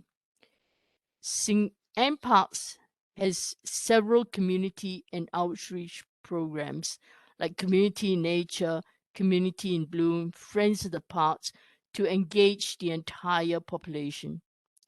To gauge the effectiveness of our solutions, we need to evaluate and monitor biodiversity and climate change efforts using well-tested tools like the Singapore Index on Cities Biodiversity. And Singapore has a training facility for capacity building, and that is the Center for Urban Greenery and Ecology. We will be glad to share our experiences and knowledge. Thank you. Thank you, Kasih. I would like to invite Netherlands to deliver your statement. Time is yours. Thank you, Chair. Thank you very much for our attendance here. We are very grateful to be invited to the G20. First, I'd like to share the standpoints that are being raised on Ukraine and Russia. We condemn the invasion of Ukraine by Russia and I would like to express our solidarity with the Ukrainian people. I would also like to address the importance of international collaboration, even in the light of the events I just mentioned. Societal challenges such as sustainability can only be solved with international collaboration. The Netherlands have in the past years initiated and developed a mission-oriented policy. This policy can also help to enhance collaboration in the field of challenges related to blue economy, green economy, or biodiversity. The development of such concrete missions helps to bring together university, knowledge institutions, and private partners. And we think that these societal changes are an important driver of international collaboration in the field of the challenges I just mentioned.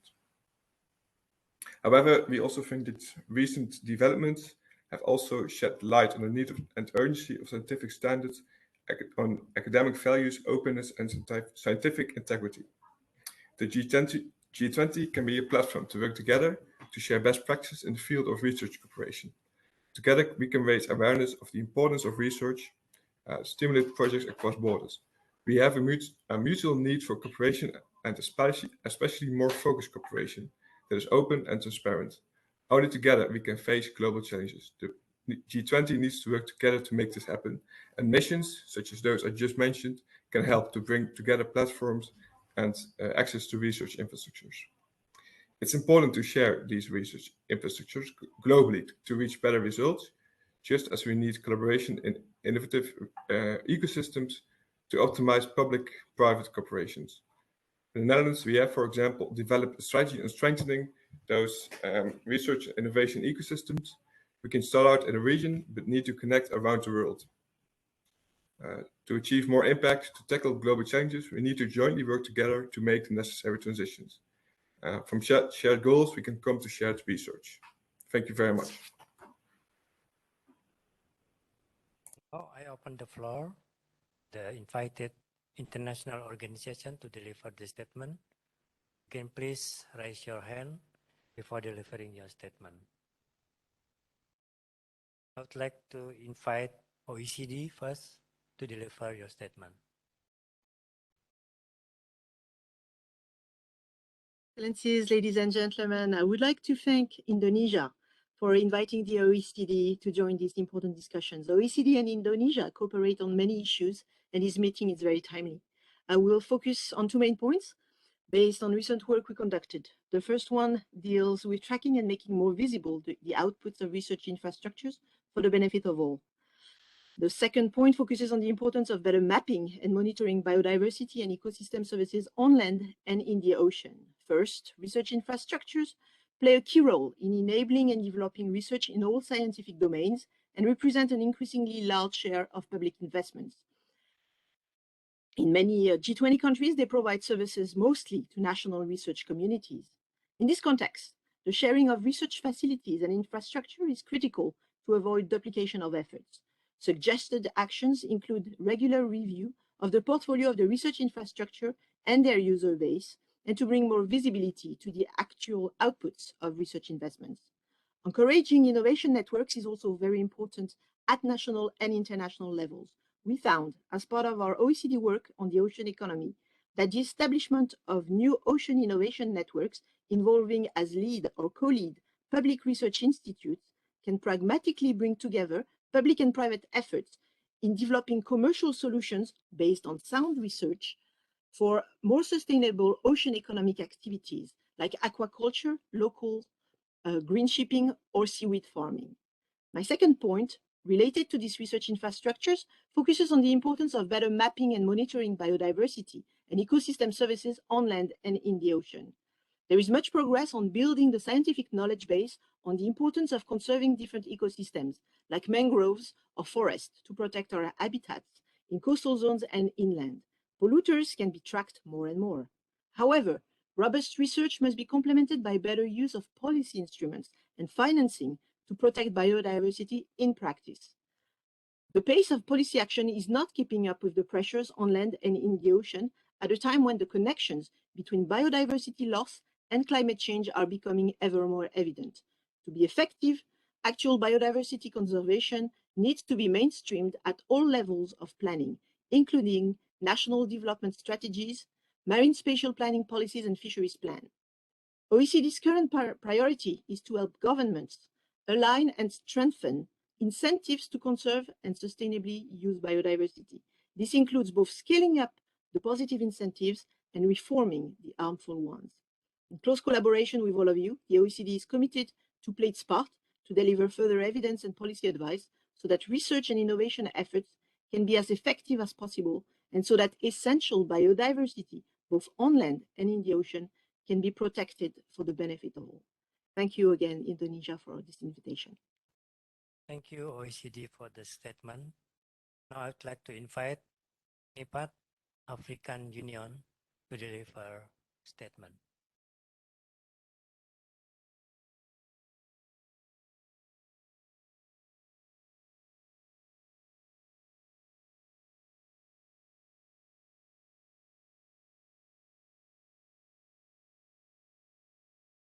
I would like to invite NIPAD, African Union, to deliver statement. Mr. Chair, the NEPAD African Union Development Agency would like to recognize Indonesia for its chairmanship, and also would like to thank you for inviting us. The importance of biodiversity is a key priority of the African Union Development Agenda 2063, and at the core of the African Union Development Agency support to African Union member states. Africa's key challenges today is how to increase production, employment, and income to meet the growing demand for food, feed, and bioenergy of a growing population, and while conserving biodiversity and reducing the pressure on natural resources and ecosystem services that depend on it. So to draft a sound biodiversity utilization to support green and blue economy, we have 3 key messages that we would like to share with you. The first, the negative impact of climate change on the ocean and coastal livelihood of people in Africa are many and diverse and add an extra level of difficulty in an already challenging context. The role of women is a key since they play a central role in the value chain of coastal livelihood and are often the ones that are the most impacted to shock. Second, in Africa, the policy framework and reform strategy for fisheries and aquaculture, the Africa Maritime Strategy, the Lome Charter on Maritime Safety and Security, the blueprint on blue economy are our vehicle to drive our vision. 3, we would like to work together to create more capabilities in people and their institutions to enable them to do it for themselves while remaining true to their various identities and cultural values and norms. So we must build capacity at local level to implement mitigation and adaptation measures that are based on local needs and experiences on existing institutional processes, using participatory and inclusive vulnerability assessment as building block will help us to direct action for strengthening resilience and supporting successful disaster responses. I urge us to consider practical and implementable options to forge a strong path toward a new integrated approach between development, biodiversity strategies and ocean governance strategies that will address the challenges of food security and poverty. I wish to convey the thanks of the African Union Development Agency, particularly Dr. Mayaki, who couldn't be here, to the Research and Innovation Initiative Gathering for hosting this important event. It is on this note that I would like to reconfirm the African Union Development Agency commitment to collaborate with all our development partners toward the successful implementation of the biodiversity utilization support to green and blue economy. Thank you. Thank you very much, African Union's agency, for the statement. Now I would like to invite Islamic Development Bank to deliver a statement.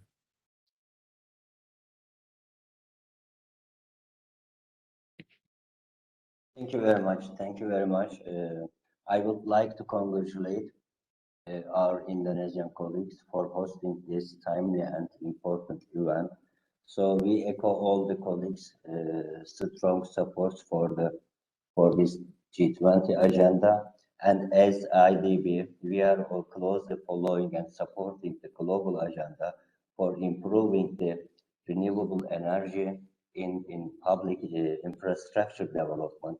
So in the new strategy that we are developing, we are approaching this issue as a priority, and in the public infrastructure support that we are providing, as well as the private sector support, green economy, renewable energy is one of the priority issue for us.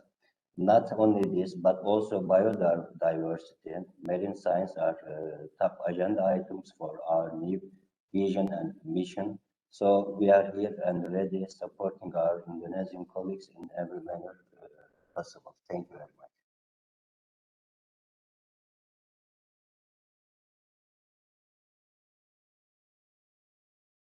Thank you very much. Now I would like to invite ASEAN, delegation for ASEAN, to deliver their statement through pre-recorded videos. ASEAN, floor is yours. Mrs. Nutriaria Suesting Tias, Acting Executive Secretary of National Research and Innovation Agencies.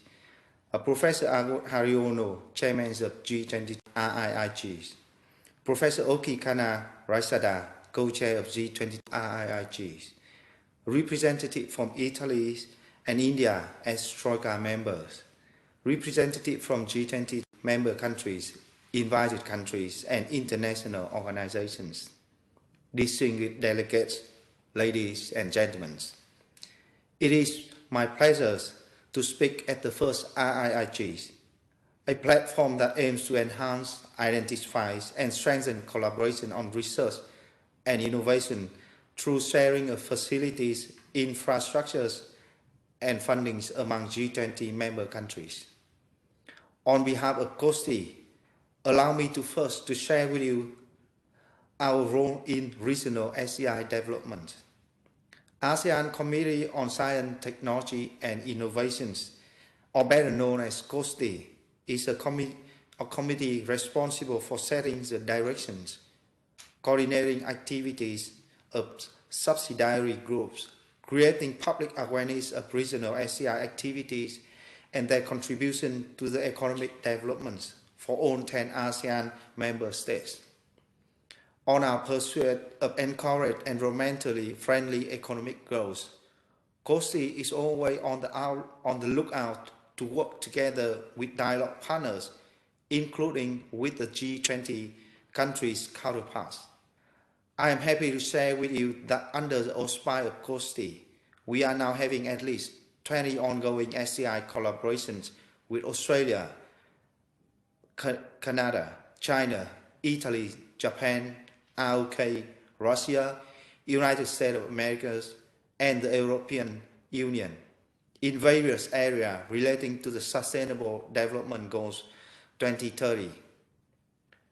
Realizing the fact that technological breakthroughs are more likely than ever to be achieved through international collaborations, COSTI is committed to participate in SCI collaboration enabled by sharing facility, infrastructures, and fundings. Since SCI is now more dispersed around the world, the value of international networks is becoming even more critical. For potential research areas proposed by RIIG, namely biodiversity, marine and oceanic science, space and earth science, and renewable energies are indeed at the heart of COSTI and its subcommittees. We are poised to navigate a more complex array of collaborative efforts to be able to collectively achieve SDG 2030. I hope that we can continue to work together as strong across-border partnership in SCI is the only key to science breakthroughs for the future of the blue and green economy. Thank you very much. Thank you. Distinguished delegates, ladies and gentlemen, thank you for your valuable comments and input. I'd like to invite Professor Oki Karnaljasa, the co-chair of this meeting, response all of the comments, inputs, and also questions from the members and invited countries and also invited international organizations. So, okay, time is yours. Thank you, Mr. Chair. Distinguished delegates, ladies and gentlemen, on behalf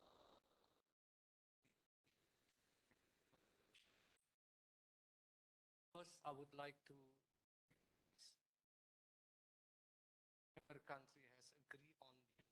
importance of sustainable biodiversity. As we look to this meeting, several existing effort has been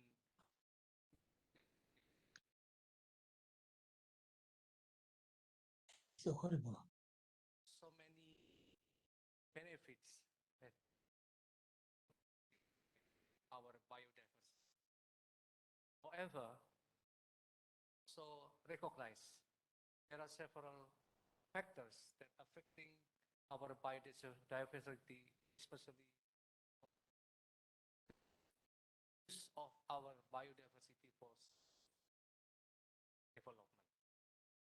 We have identified several factors such as climate change, biodiversity, both in also in environment.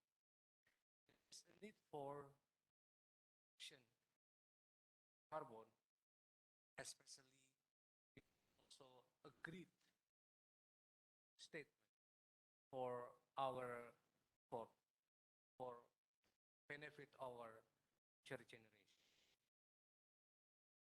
That's why I'm very glad to hear there are several suggestions regarding exploring our diversity. Same way we try to. Secondly, we have also recognized several best practice among the countries forward our use of biodiversity. This will be a complement for our that need to be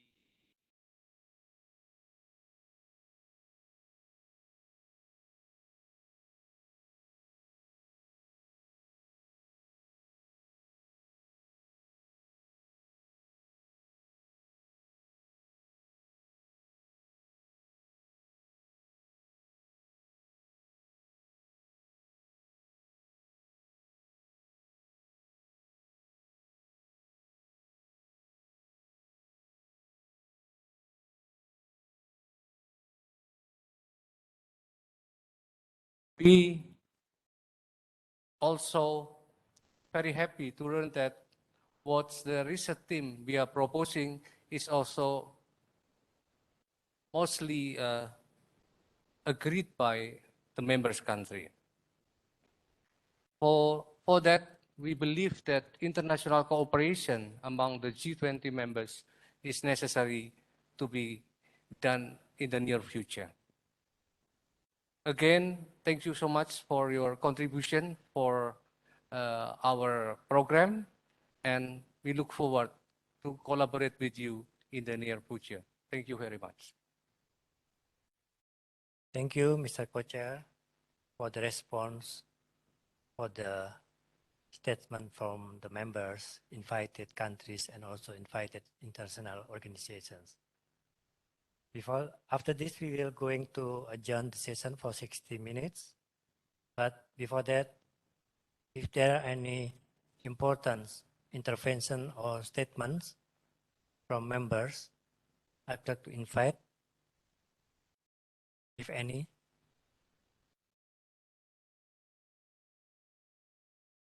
Please raising your hand in the Webex applications before delivering your statement.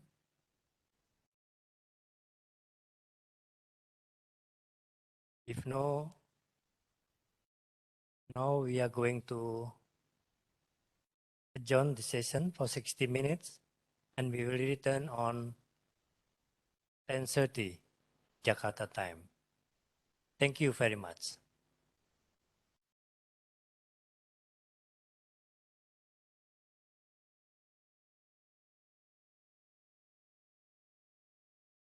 Sekarang yang terjadi, terobosan itu menjadi mungkin oleh yang namanya, saya ulang, oleh yang namanya ilmu pengetahuan, oleh yang namanya teknologi, oleh yang namanya inovasi. In 2020, Indonesia entered a new national development era. On this term, President Joko Widodo administration turned its focus on developing Indonesia's human capital and mastery of science and technology through Indonesia's national research priorities. The quality of a country's research and innovation is a national asset. As a key step, the government issued Law No. 11/2019 on the National System of Science and Technology, or the Sisnas Iptek Law. By issuing the law, the government of Indonesia was signaling more attention to and commitment for the growth of the research and innovation during the next phase of Indonesia's development.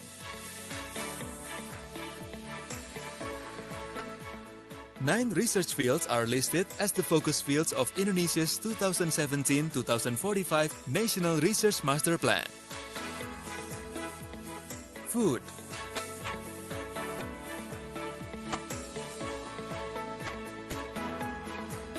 energy, health,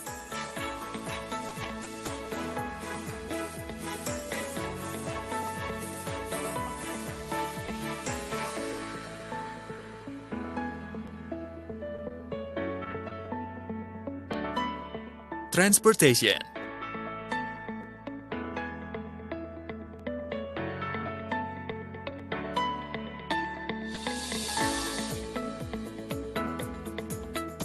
engineered products,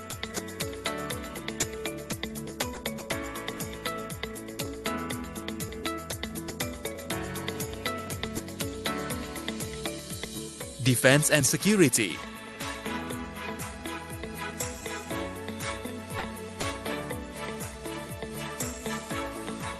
maritime,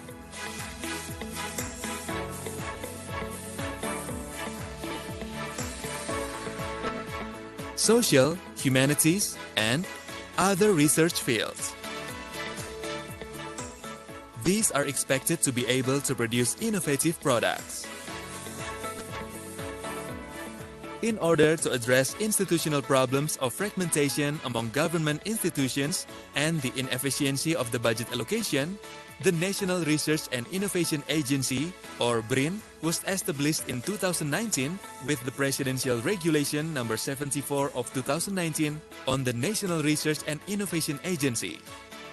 The President has tasked BRIN to ensure that research and development activities in the country could attract more investments to its science and technology sectors, integrating research and innovation resources, creating and open a collaborative global standard research ecosystem, and creating the foundation of a strong and sustained research and innovation-based economy are 3 directions of BRIN. The contribution of research and innovation to produce a variety of solutions can resolve the challenges faced by the government, industry, and society.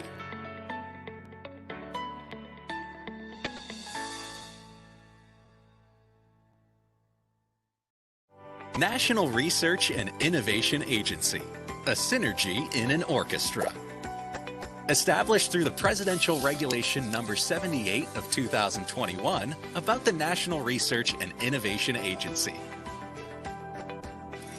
To enhance science and technology's contribution to the national development and to improve the research and innovation ecosystem in Indonesia.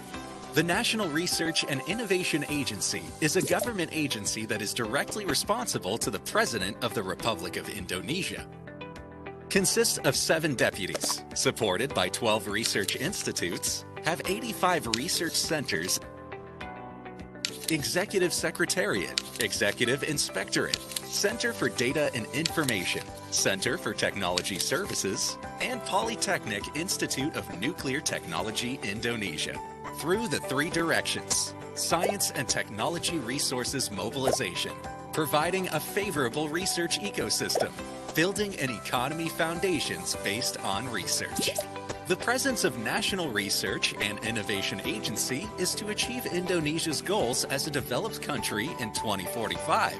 Also to make Indonesia as a global reference for sciences, bringing advantages on science and technology development, policy making, and societies.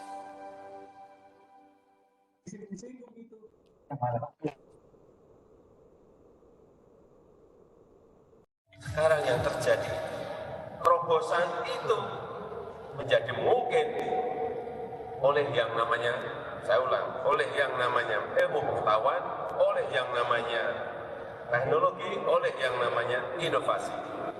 In 2020, Indonesia entered a new national development era. On this term, President Joko Widodo administration turned its focus on developing Indonesia's human capital and mastery of science and technology through Indonesia's national research priorities. The quality of a country's research and innovation is a national asset.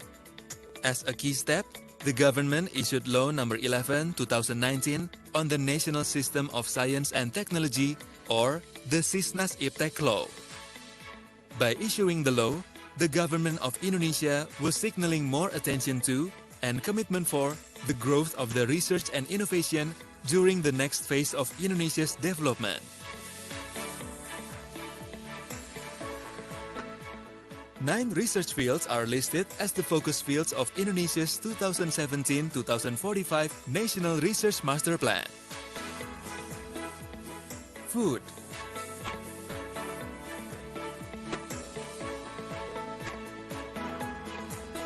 energy, health,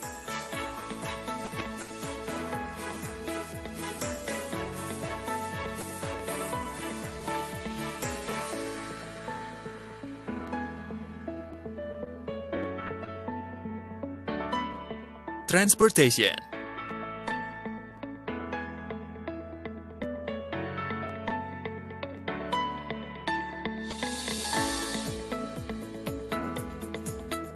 engineered products,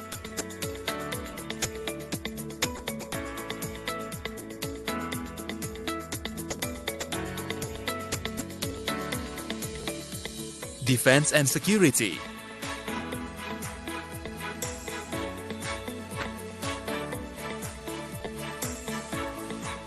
maritime,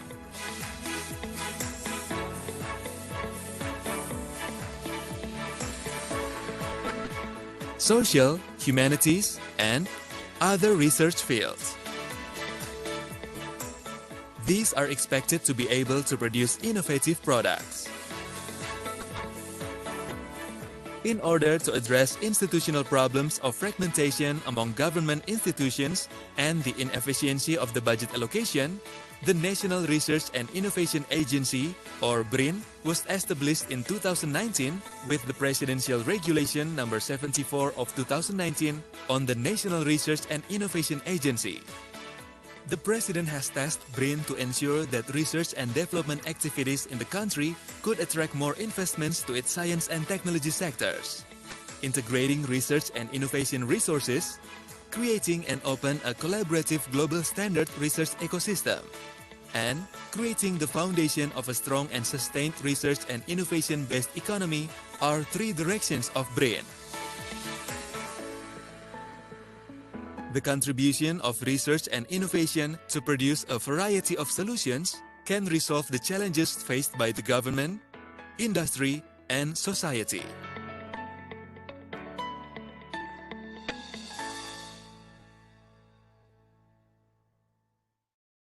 National Research and Innovation Agency, a synergy in an orchestra. Established through the Presidential Regulation No. 78 of 2021 about the National Research and Innovation Agency. To enhance science and technology's contribution to the national development and to improve the research and innovation ecosystem in Indonesia.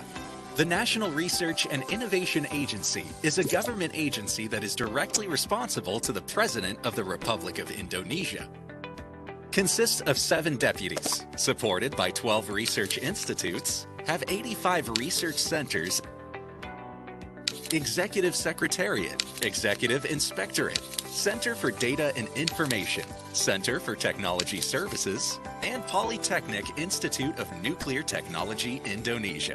Through the 3 directions: science and technology resources mobilization, providing a favorable research ecosystem, building an economy foundations based on research.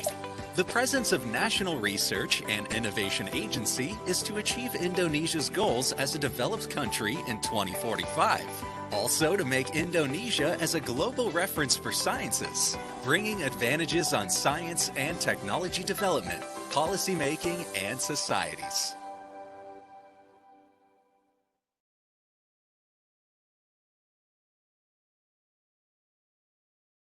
Sekarang yang terjadi, terobosan itu menjadi mungkin oleh yang namanya, saya ulang, oleh yang namanya ilmu pengetahuan, oleh yang namanya teknologi, oleh yang namanya inovasi. In 2020, Indonesia entered a new national development era. On this term, President Joko Widodo administration turned its focus on developing Indonesia's human capital and mastery of science and technology through Indonesia's national research priorities. The quality of a country's research and innovation is a national asset. As a key step, the government issued Law No. 11/2019 on the National System of Science and Technology, or the Sisnas-Iptek Law. By issuing the law, the government of Indonesia was signaling more attention to and commitment for the growth of the research and innovation during the next phase of Indonesia's development.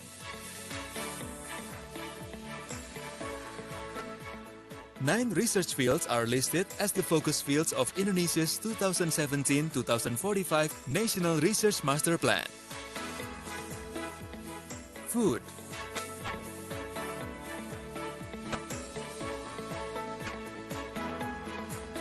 energy,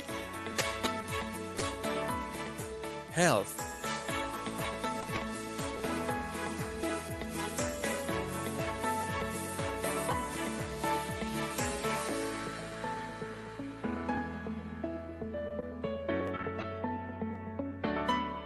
transportation,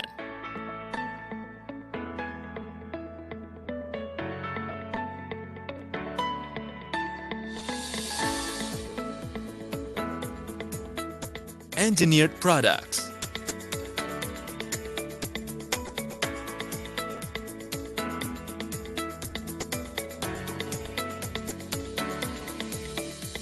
defense and security,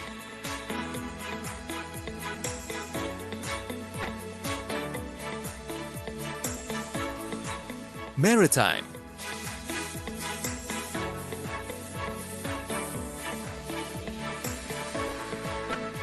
social, humanities, and other research fields.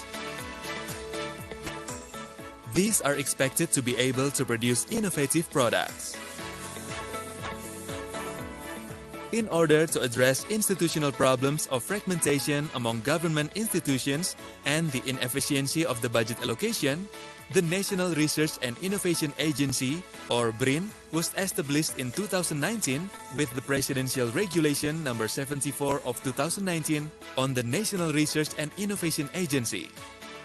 The President has tasked BRIN to ensure that research and development activities in the country could attract more investments to its science and technology sectors, integrating research and innovation resources, creating and open a collaborative global standard research ecosystem, and creating the foundation of a strong and sustained research and innovation-based economy are 3 directions of BRIN. The contribution of research and innovation to produce a variety of solutions can resolve the challenges faced by the government, industry, and society.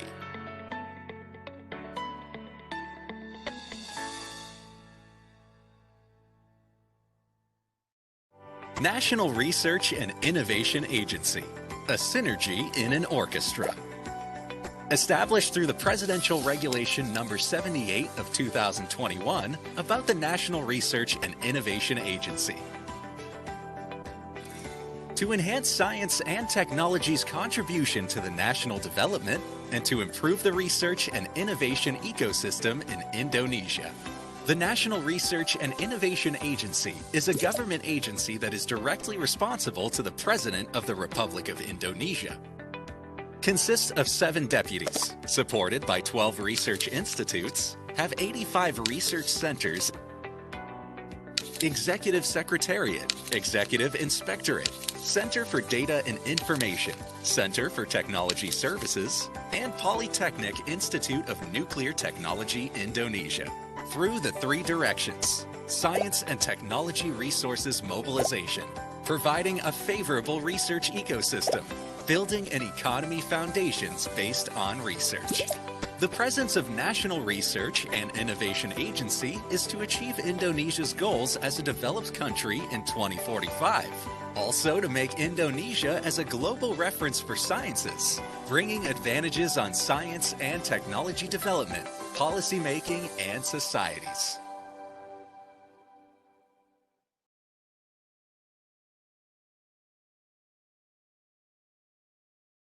Sekarang yang terjadi, terobosan itu menjadi mungkin oleh yang namanya, saya ulang, oleh yang namanya ilmu pengetahuan, oleh yang namanya teknologi, oleh yang namanya inovasi. In 2020, Indonesia entered a new national development era. On this term, President Joko Widodo administration turned its focus on developing Indonesia's human capital and mastery of science and technology through Indonesia's national research priorities. The quality of a country's research and innovation is a national asset. As a key step, the government issued Law No. 11/2019 on the National System of Science and Technology, or the Sisnas-Iptek Law. By issuing the law, the government of Indonesia was signaling more attention to and commitment for the growth of the research and innovation during the next phase of Indonesia's development. 9 research fields are listed as the focus fields of Indonesia's 2017-2045 National Research Master Plan. Food,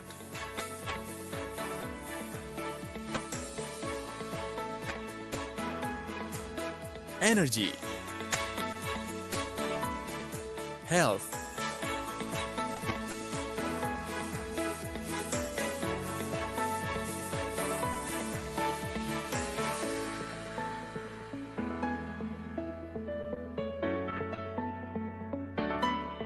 transportation,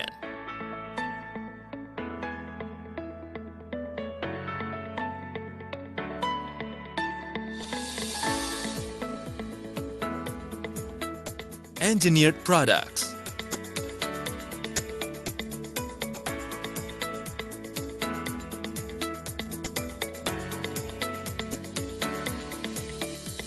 defense and security,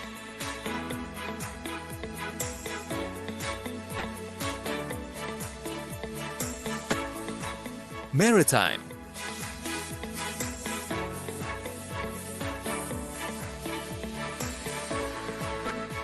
social, humanities, and other research fields. These are expected to be able to produce innovative products. In order to address institutional problems of fragmentation among government institutions and the inefficiency of the budget allocation, the National Research and Innovation Agency, or BRIN, was established in 2019 with the Presidential Regulation No. 74 of 2019 on the National Research and Innovation Agency. The President has tasked BRIN to ensure that research and development activities in the country could attract more investments to its science and technology sectors, integrating research and innovation resources, creating and open a collaborative global standard research ecosystem, and creating the foundation of a strong and sustained research and innovation-based economy are 3 directions of BRIN. The contribution of research and innovation to produce a variety of solutions can resolve the challenges faced by the government, industry, and society.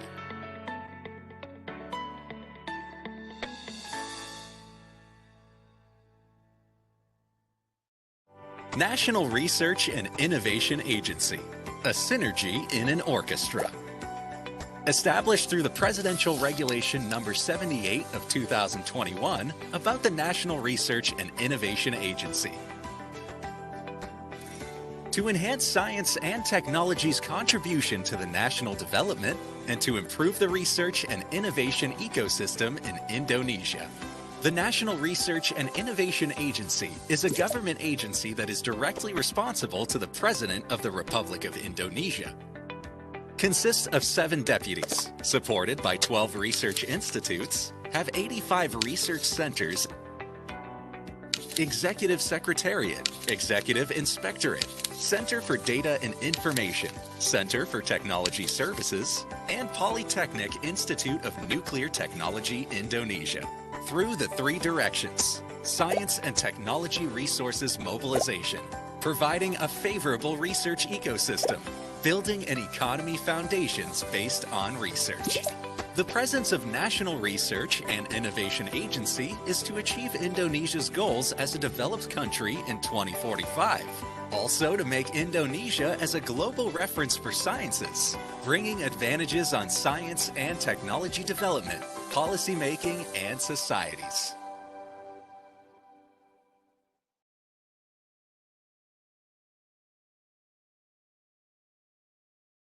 Sekarang yang terjadi, terobosan itu menjadi mungkin oleh yang namanya, saya ulang, oleh yang namanya ilmu pengetahuan, oleh yang namanya teknologi, oleh yang namanya inovasi. In 2020, Indonesia entered a new national development era. On this term, President Joko Widodo administration turned its focus on developing Indonesia's human capital and mastery of science and technology through Indonesia's national research priorities. The quality of a country's research and innovation is a national asset. As a key step, the government issued Law No. 11/2019 on the National System of Science and Technology, or the Sisnas Iptek Law. By issuing the law, the government of Indonesia was signaling more attention to and commitment for the growth of the research and innovation during the next phase of Indonesia's development.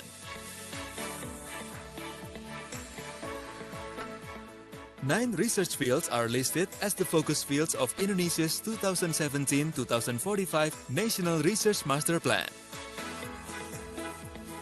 Food,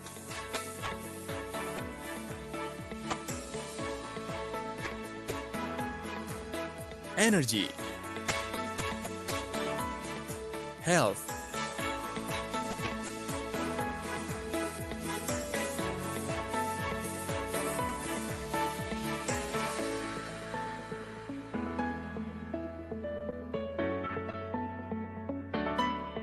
transportation,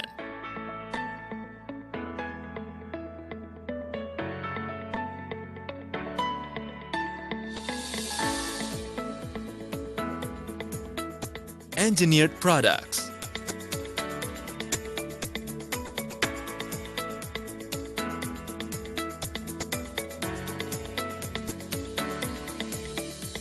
defense and security,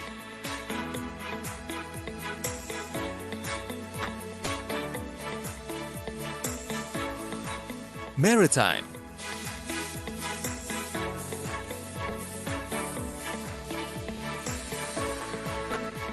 social, humanities, and other research fields.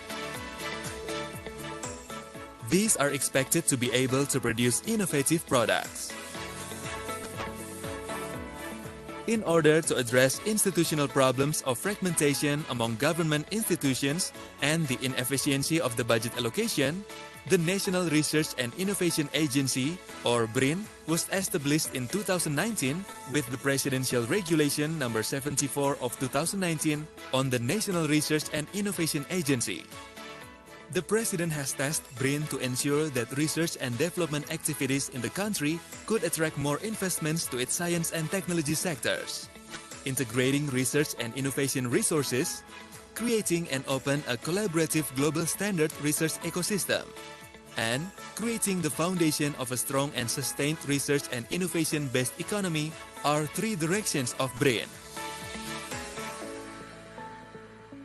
The contribution of research and innovation to produce a variety of solutions can resolve the challenges faced by the government, industry, and society.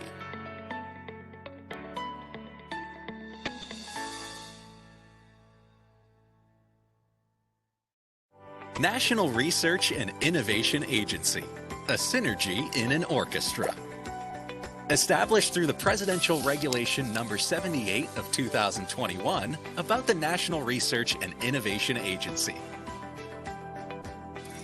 to enhance science and technology's contribution to the national development and to improve the research and innovation ecosystem in Indonesia.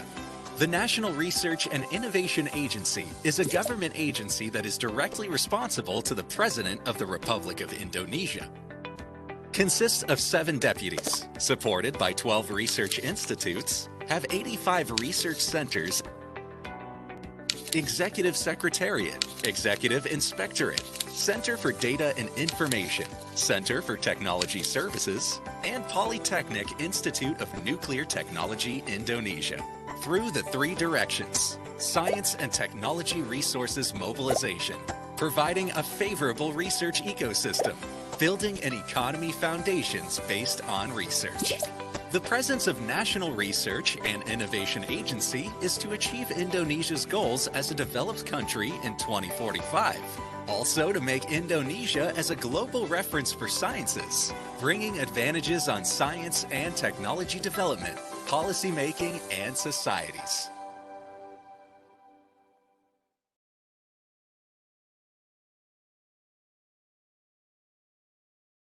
Sekarang yang terjadi, terobosan itu menjadi mungkin oleh yang namanya, saya ulang, oleh yang namanya ilmu pengetahuan, oleh yang namanya teknologi, oleh yang namanya inovasi. In 2020, Indonesia entered a new national development era. On this term, President Joko Widodo administration turned its focus on developing Indonesia's human capital and mastery of science and technology through Indonesia's national research priorities. The quality of a country's research and innovation is a national asset. As a key step, the government issued Law No. 11/2019 on the National System of Science and Technology, or the Sisnas Iptek Law. By issuing the law, the government of Indonesia was signaling more attention to and commitment for the growth of the research and innovation during the next phase of Indonesia's development.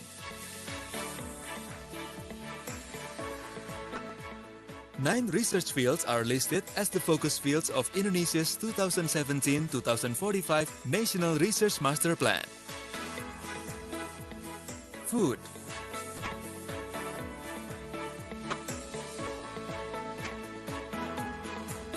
energy, health,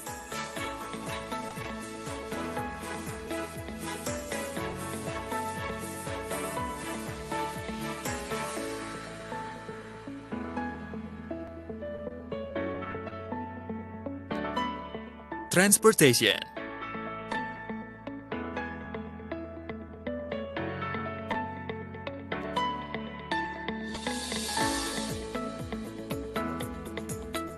engineered products,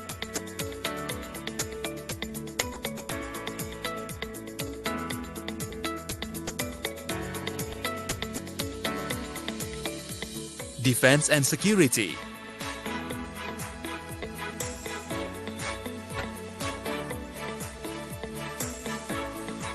maritime,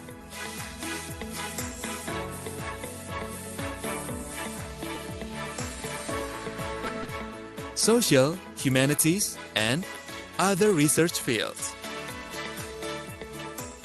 These are expected to be able to produce innovative products.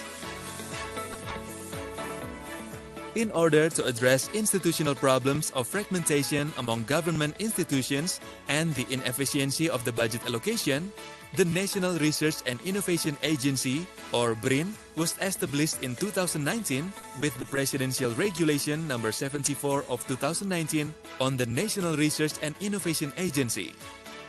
The President has tasked BRIN to ensure that research and development activities in the country could attract more investments to its science and technology sectors, integrating research and innovation resources, creating and open a collaborative global standard research ecosystem, and creating the foundation of a strong and sustained research and innovation-based economy are 3 directions of BRIN. The contribution of research and innovation to produce a variety of solutions can resolve the challenges faced by the government, industry, and society.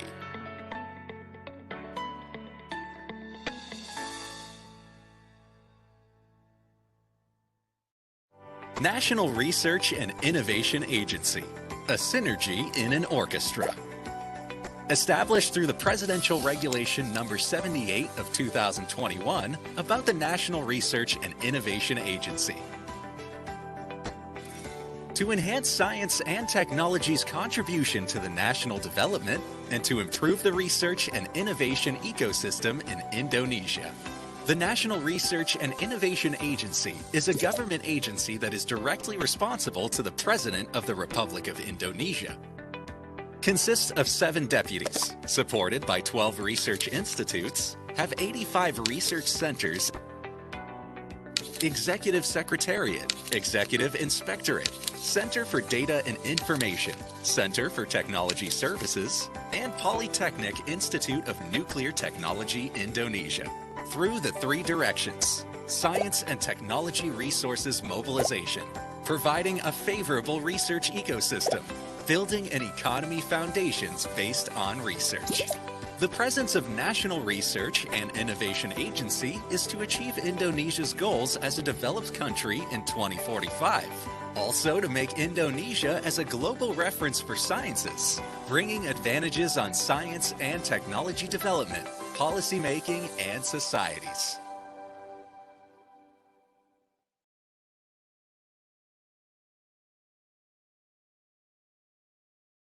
Sekarang yang terjadi, terobosan itu menjadi mungkin oleh yang namanya, saya ulang, oleh yang namanya ilmu pengetahuan, oleh yang namanya teknologi, oleh yang namanya inovasi. In 2020, Indonesia entered a new national development era. On this term, President Joko Widodo administration turned its focus on developing Indonesia's human capital and mastery of science and technology through Indonesia's national research priorities. The quality of a country's research and innovation is a national asset. As a key step, the government issued Law No. 11/2019 on the National System of Science and Technology, or the Sisnas-Iptek Law. By issuing the law, the government of Indonesia was signaling more attention to and commitment for the growth of the research and innovation during the next phase of Indonesia's development. 9 research fields are listed as the focus fields of Indonesia's 2017-2045 National Research Master Plan. Food,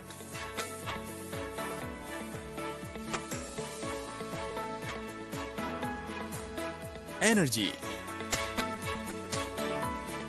health,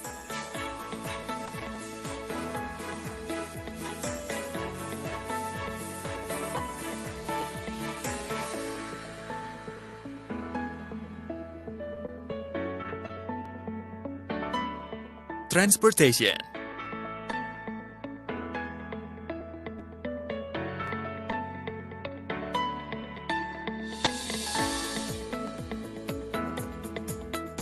engineered products,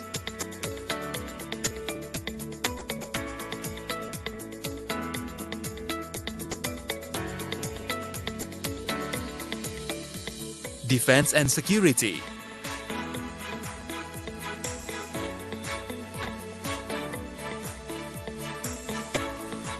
maritime,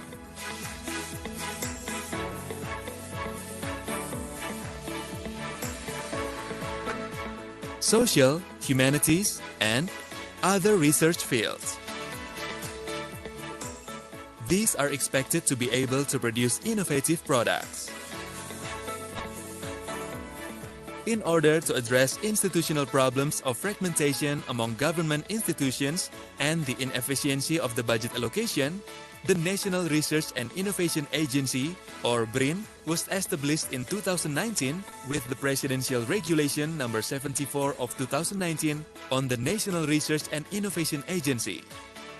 The President has tasked BRIN to ensure that research and development activities in the country could attract more investments to its science and technology sectors, integrating research and innovation resources, creating and open a collaborative global standard research ecosystem, and creating the foundation of a strong and sustained research and innovation-based economy are 3 directions of BRIN. The contribution of research and innovation to produce a variety of solutions can resolve the challenges faced by the government, industry, and society.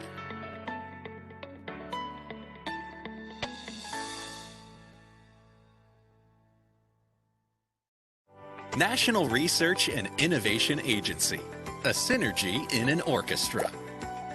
Established through the Presidential Regulation Number 78 of 2021 about the National Research and Innovation Agency. To enhance science and technology's contribution to the national development and to improve the research and innovation ecosystem in Indonesia. The National Research and Innovation Agency is a government agency that is directly responsible to the President of the Republic of Indonesia. Consists of 7 deputies, supported by 12 research institutes, have 85 research centers, Executive Secretariat, Executive Inspectorate, Center for Data and Information, Center for Technology Services, and Polytechnic Institute of Nuclear Technology Indonesia. Through the 3 directions: science and technology resources mobilization, providing a favorable research ecosystem, building an economy foundations based on research. The presence of National Research and Innovation Agency is to achieve Indonesia's goals as a developed country in 2045. Also to make Indonesia as a global reference for sciences, bringing advantages on science and technology development, policy making, and societies.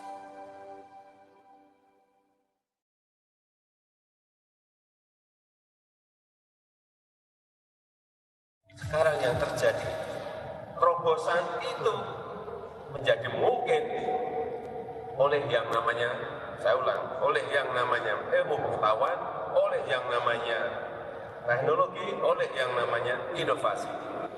In 2020, Indonesia entered a new national development era. On this term, President Joko Widodo administration turned its focus on developing Indonesia's human capital and mastery of science and technology through Indonesia's national research priorities. The quality of a country's research and innovation is a national asset. As a key step, the government issued Law No. 11/2019 on the National System of Science and Technology, or the Sisnas Iptek Law. By issuing the law, the government of Indonesia was signaling more attention to and commitment for the growth of the research and innovation during the next phase of Indonesia's development.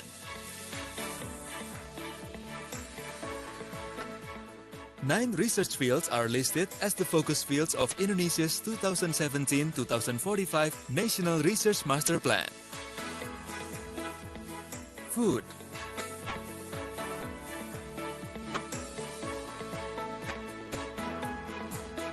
energy, health,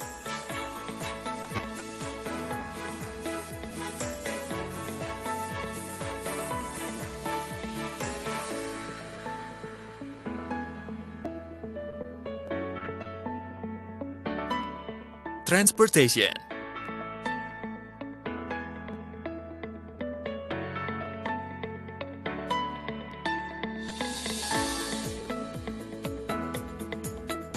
engineered products,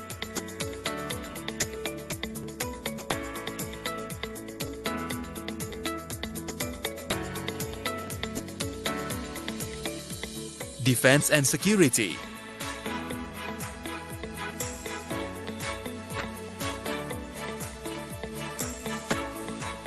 maritime,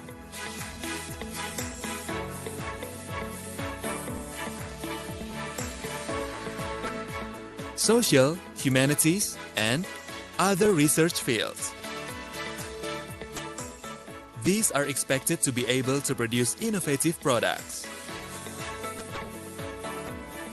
In order to address institutional problems of fragmentation among government institutions and the inefficiency of the budget allocation, the National Research and Innovation Agency, or BRIN, was established in 2019 with the Presidential Regulation No. 74 of 2019 on the National Research and Innovation Agency. the President has tasked BRIN to ensure that research and development activities in the country could attract more investments to its science and technology sectors, integrating research and innovation resources, creating and open a collaborative global standard research ecosystem, and creating the foundation of a strong and sustained research and innovation-based economy are three directions of BRIN. The contribution of research and innovation to produce a variety of solutions can resolve the challenges faced by the government, industry, and society.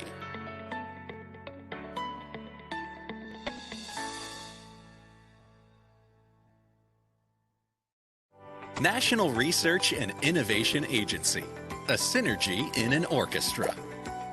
Established through the Presidential Regulation Number 78 of 2021 about the National Research and Innovation Agency.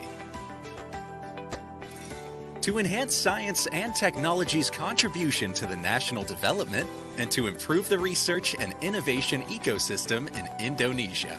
The National Research and Innovation Agency is a government agency that is directly responsible to the President of the Republic of Indonesia. Consists of 7 deputies, supported by 12 research institutes, have 85 research centers, Executive Secretariat, Executive Inspectorate, Center for Data and Information, Center for Technology Services, and Polytechnic Institute of Nuclear Technology, Indonesia. Through the 3 directions: science and technology resources mobilization, providing a favorable research ecosystem, building an economy foundations based on research. The presence of National Research and Innovation Agency is to achieve Indonesia's goals as a developed country in 2045. Also to make Indonesia as a global reference for sciences, bringing advantages on science and technology development, policy making, and societies.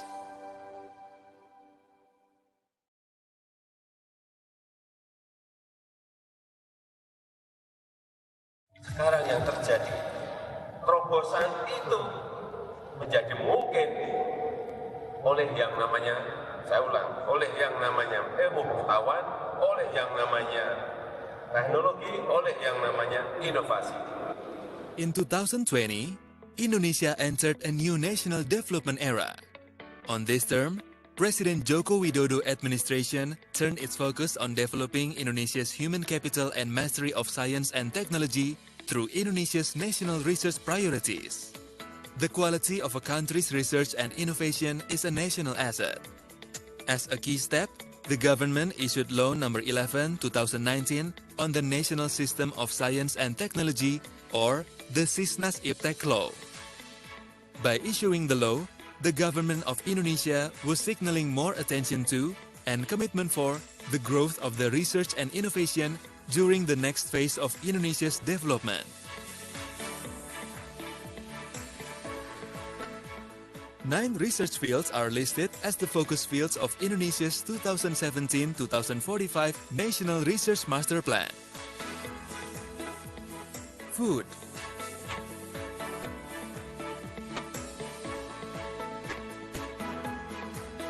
energy, health,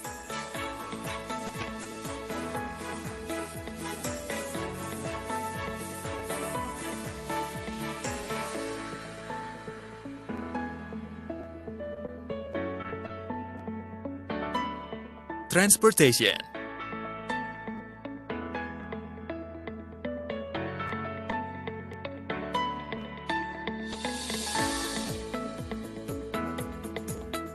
engineered products,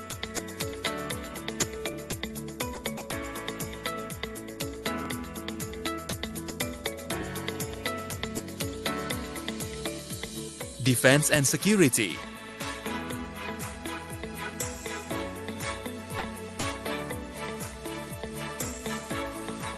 maritime,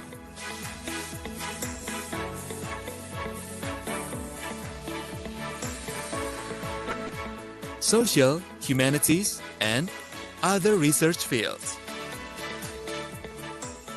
These are expected to be able to produce innovative products.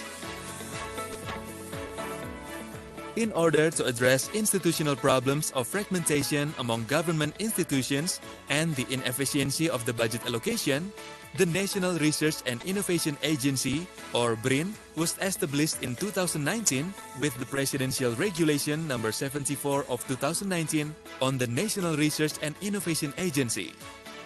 The President has tasked BRIN to ensure that research and development activities in the country could attract more investments to its science and technology sectors, integrating research and innovation resources, creating and open a collaborative global standard research ecosystem, and creating the foundation of a strong and sustained research and innovation-based economy are three directions of BRIN. The contribution of research and innovation to produce a variety of solutions can resolve the challenges faced by the government, industry, and society.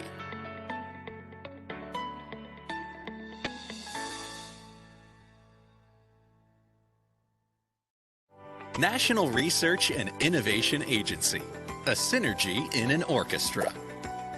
Established through the Presidential Regulation Number 78 of 2021 about the National Research and Innovation Agency.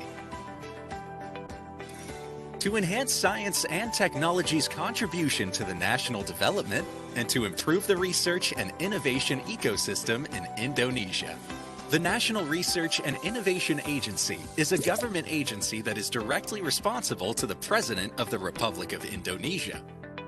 Consists of 7 deputies, supported by 12 research institutes, have 85 research centers, Executive Secretariat, Executive Inspectorate, Center for Data and Information, Center for Technology Services, and Polytechnic Institute of Nuclear Technology Indonesia. Through the 3 directions, science and technology resources mobilization, providing a favorable research ecosystem, building an economy foundations based on research. The presence of National Research and Innovation Agency is to achieve Indonesia's goals as a developed country in 2045. Also to make Indonesia as a global reference for sciences, bringing advantages on science and technology development, policy making, and societies.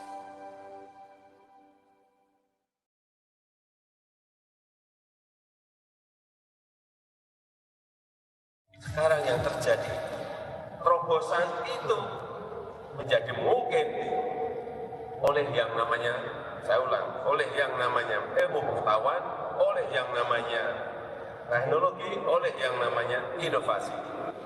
In 2020, Indonesia entered a new national development era. On this term, President Joko Widodo administration turned its focus on developing Indonesia's human capital and mastery of science and technology through Indonesia's national research priorities. The quality of a country's research and innovation is a national asset. As a key step, the government issued Law No. 11/2019 on the National System of Science and Technology, or the Sisnas-Iptek Law. By issuing the law, the government of Indonesia was signaling more attention to and commitment for the growth of the research and innovation during the next phase of Indonesia's development. 9 research fields are listed as the focus fields of Indonesia's 2017-2045 National Research Master Plan. Food,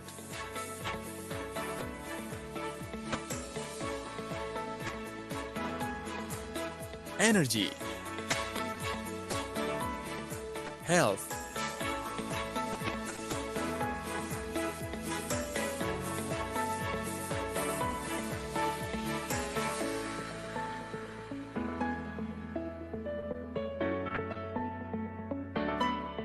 transportation,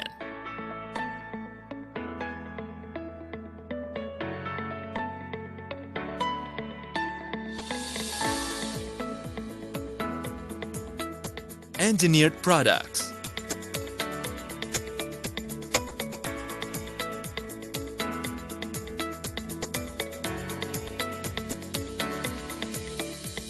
defense and security,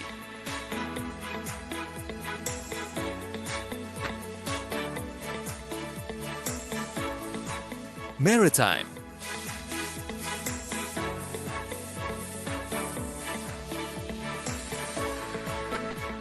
social, humanities, and other research fields. These are expected to be able to produce innovative products. In order to address institutional problems of fragmentation among government institutions and the inefficiency of the budget allocation, the National Research and Innovation Agency, or BRIN, was established in 2019 with the Presidential Regulation Number 74 of 2019 on the National Research and Innovation Agency. The President has tasked BRIN to ensure that research and development activities in the country could attract more investments to its science and technology sectors, integrating research and innovation resources, creating and open a collaborative global standard research ecosystem, and creating the foundation of a strong and sustained research and innovation-based economy are three directions of BRIN. The contribution of research and innovation to produce a variety of solutions can resolve the challenges faced by the government, industry, and society.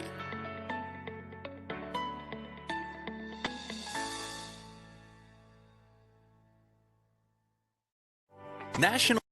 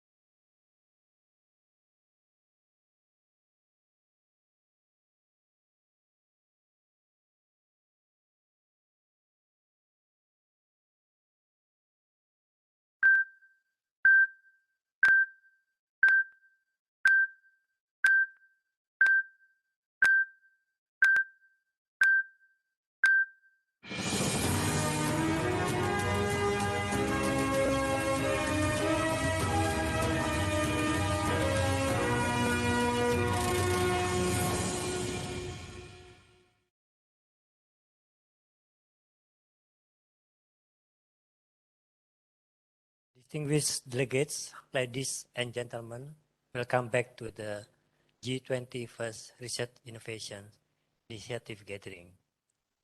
And we have prepared the draft of summary of this meeting based on all delegations' input and statements. And I'm pleased to read for you for your kind perusal.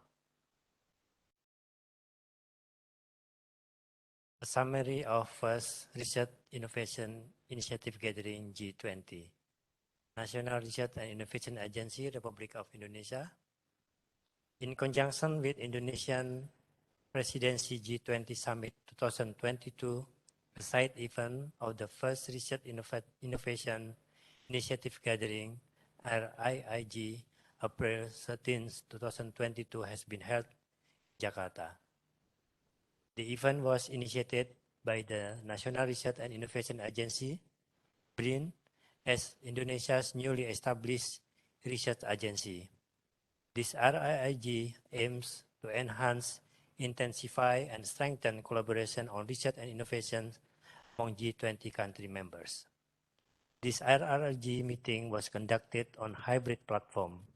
It was attended virtually by country members delegation of Argentina, Australia, Brazil, Canada, China, European Union, France, Germany, India, Indonesia, Italy, Japan, Mexico, Republic of Korea, Russia, Saudi Arabia, South Africa, Turkey, United Kingdom, and the United States of America.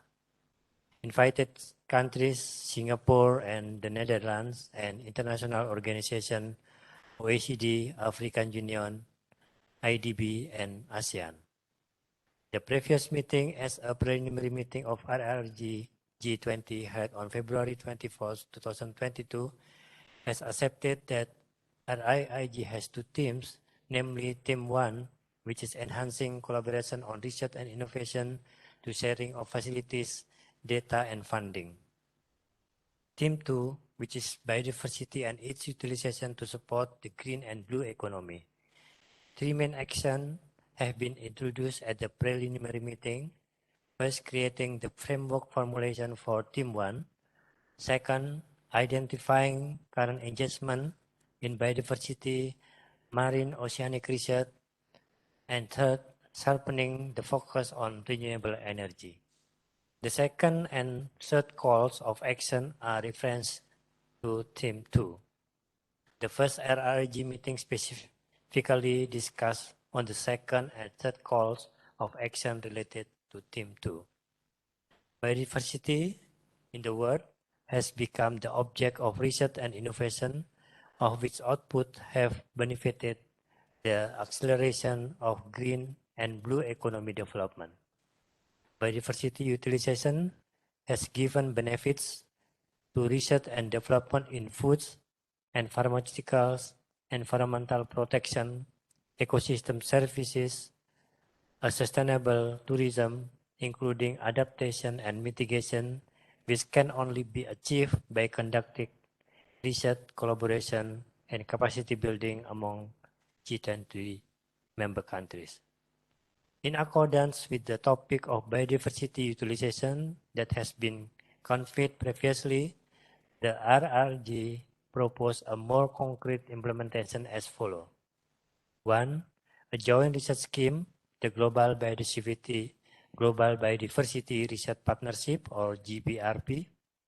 2. 5 specific research teams, adoption and implementation of new technologies and innovations for the green and blue economy. B. Biodiversity conservation and utilization. C. Pharmaceutical development from indigenous biodiversity. D. The impact and climate change adaptation and mitigation action on biodiversity and socio-economic aspects of its utilization. And E. New and renewable energy. Number 3.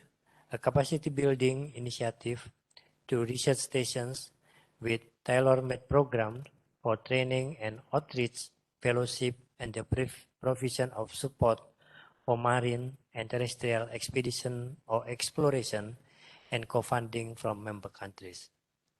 Joint research and innovation are expected to add value to the global green and blue economy, pace up renewable energy deployment and commissioning, which might lead to waste management and affect the achievement of the net zero emission target.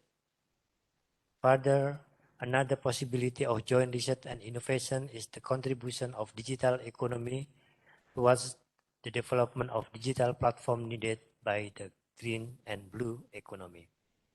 The joint research and innovation, particularly among G20 member countries, synchronize and sustainability of biodiversity utilization in mitigating the global increase of greenhouse gas emission, climate change, global warming, biodiversity loss, and degradation of ecosystem services. Indonesia, with one of the largest tropical rainforests considered the lung of the world, is one of the most attractive research objects.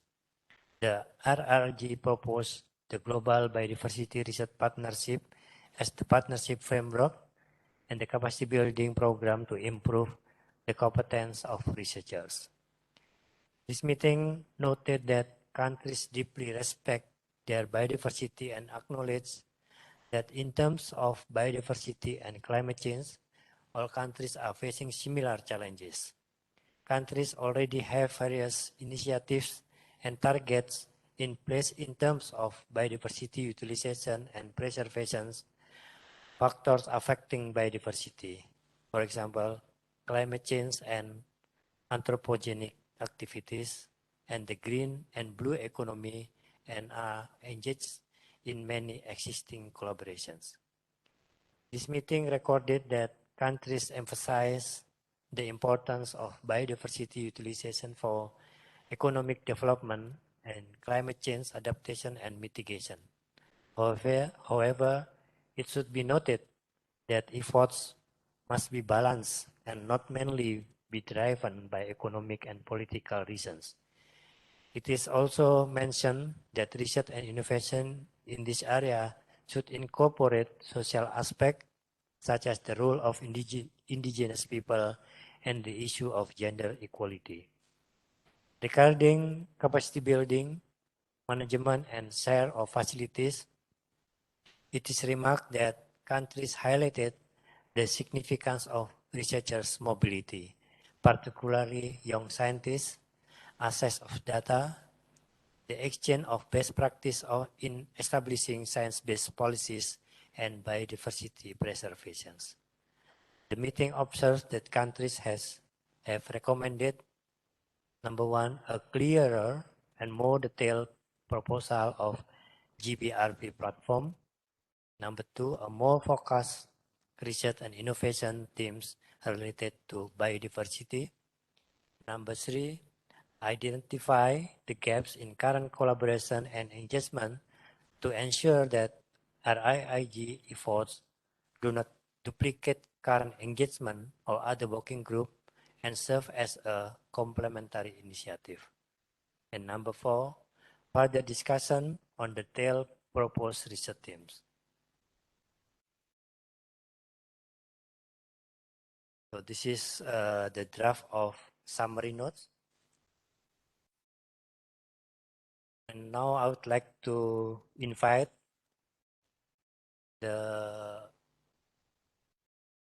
G20 members, invited countries, or invited international organizations to respond, to deliver your statement on the draft summary notes.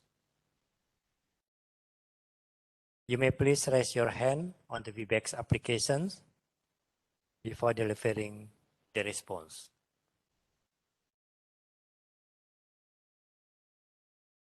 We will send the initial draft of summary note. Maybe Secretariat will send in the chat room.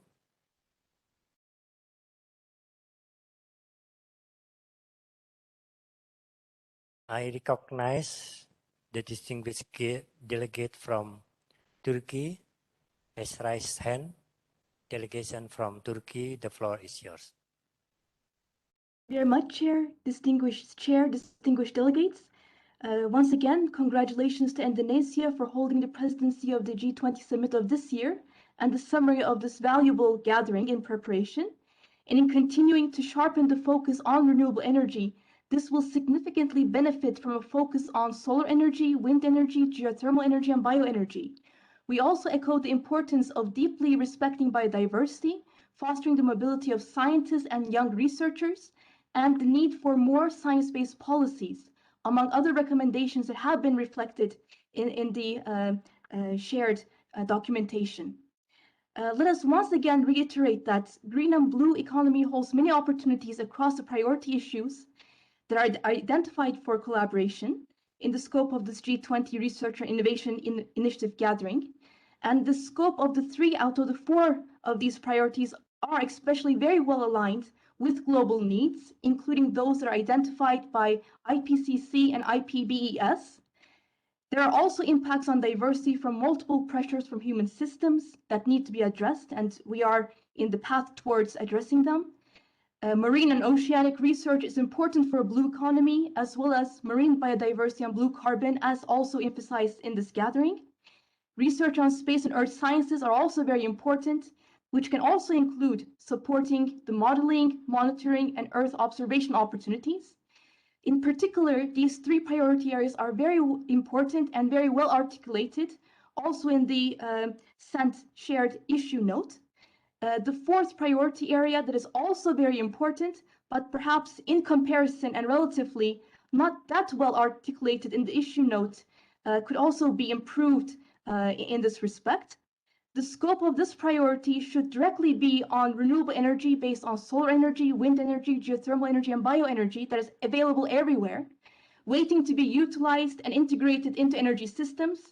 And we should also encourage the use of artificial intelligence to support the planning of renewable energy resources. For these reasons, we can suggest that especially sharpening the focus on renewable energy can be better aligned with the expectations of a green and blue economy. And what we can do to work together and mobilize resources. This also includes the mobilization of researchers as included, and also transdisciplinary research, because this is what is important for enabling the system transformations for a more sustainable society. Thank you very much. Thank you very much, Turkey, for the statement response to the draft of summary notes. Now I'd like to invite India to give the statement. Time is yours. At the outset, I would like to thank the chair for giving this opportunity, and I heartily congratulate Indonesia presidency for having this meeting, organizing this meeting, and also documenting all the outcome of this meeting very quickly and nicely. As it has been noted, that 2 or 3 themes has been given, and I think it has been articulated very well. All the findings or all the discussion has been articulated very well. So whether it is use of diversity, biological diversity for green or blue economy, the loss of biodiversity because of climate change, or utilization of renewable energy, all these things have been taken care nicely in this document. So I congratulate the team. And also I believe that a joint research in this direction is very much required. The ocean is such a huge area that one country or one nation cannot do anything. So a joint research is very much required, and it should not remain only on the papers. It should work in reality also. So I think I urge G20 nations to work together to utilize these oceanic resources and for the blue economy or green economy. And I think better utilization of all the renewable sources, as I was discussing in the beginning also, whether it is solar or wind or tide or wave or hydrogen energy in conjunction with this, if it can be utilized together, I think we are sure that by 2060, the net zero emission of CO2 can be achieved. And in that regard, I think it is very much required that we should work together in this common platform. Thank you very much once again. And once again, congratulations for putting together everything, all the thoughts. Thanks a lot. Thank you very much, India, for the statement and response to the draft of summary notes. Now I'd like to invite Africa Union to deliver your response to the draft summary notes. Time is yours. Mr. Chair, thank you for giving me the floor to respond. I don't have really major comment on the document. I congratulate your team for a job well done. The African Union part on the first paragraph of the document should read African Union Development Agency instead of African Union. Thank you.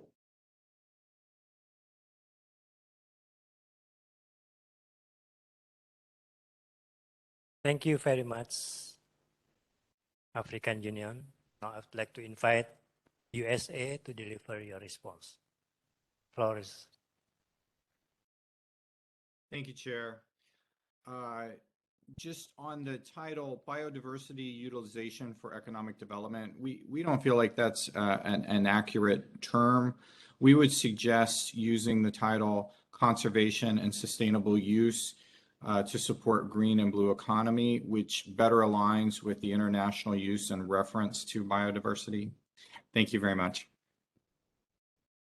Thank you very much, USA, for the correction of the title of biodiversity utilization into the conservative or sustainable use of biodiversity. I think we can add it in the summary notes. Any other members or invited countries or international organizations want to add comment or response to our draft summary notes?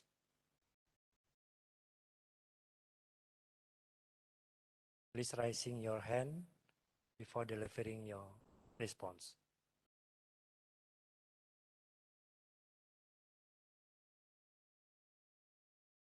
If no more response from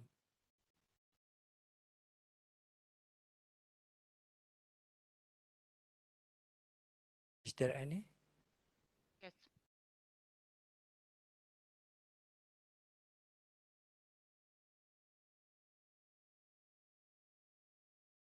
Yeah. From European Union.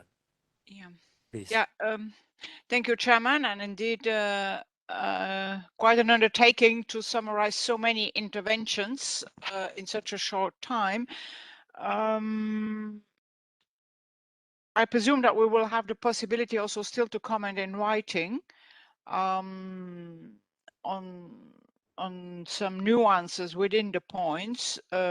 Definitely, we would like to see a reference to the importance and a convergence that we should seek with the ICPC and IPES.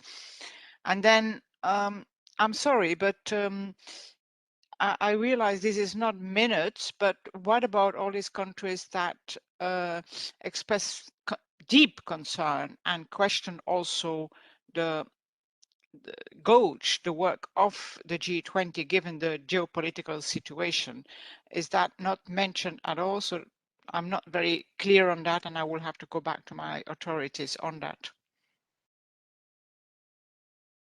Thank you, European Union, for comment. Yes, we will distribute the draft of summary notes to all the participants in this meeting. Our secretariat will send the draft of summary notes by email later on. And for the issues of the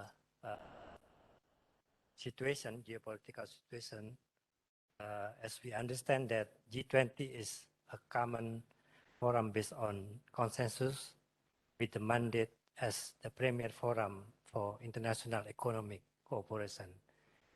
But without undermining the impact and the scale of current situation, we believe political and security issues shall be discussed in other forums that are well equipped and more appropriate so as to allow G20 focus on global economic recovery from the pandemic crisis.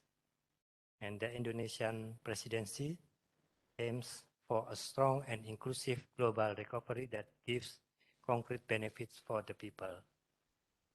Therefore, we seek your kind agreement that we should focus our discussion, this RRIG meeting, on the agenda and priorities of RRIG that have been previously agreed upon. Thank you very much.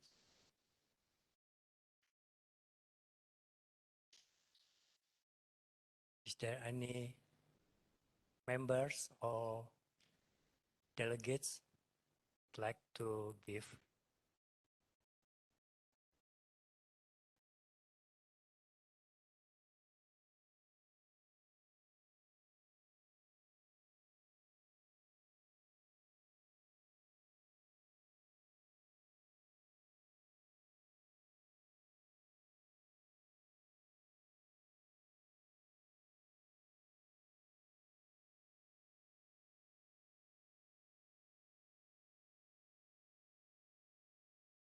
Can people hear me?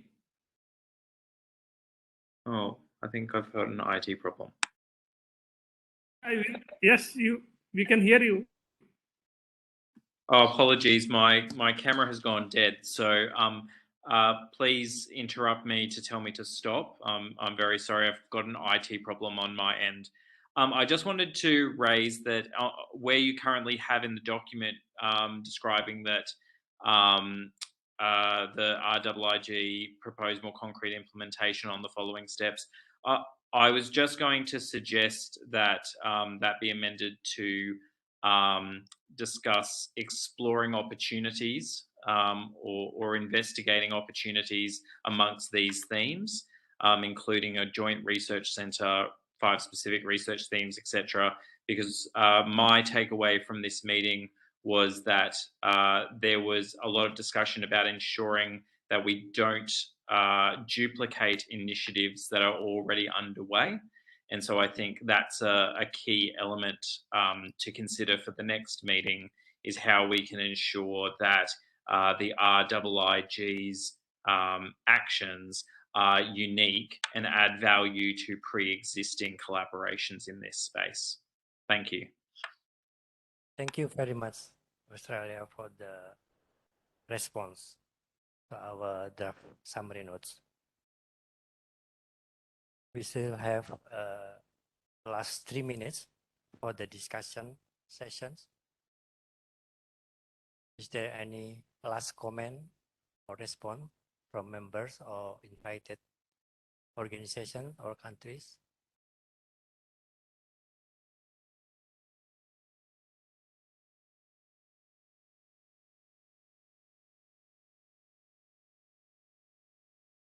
Okay, if no more questions, please allow me to move forward our agenda that we have the end of the meeting, and we have agreed on several issues to be concerns regarding utilization of biodiversity, marine, earth science, and renewable energy, as well as potential collaboration among G20 member countries to reinforce green and blue economy. I would like to express my sincere appreciation to all of you for your contributions and participation during this meeting. This meeting provided us an excellent opportunity to learn a lot and deepen our dialogue in order to build more concrete actions among us.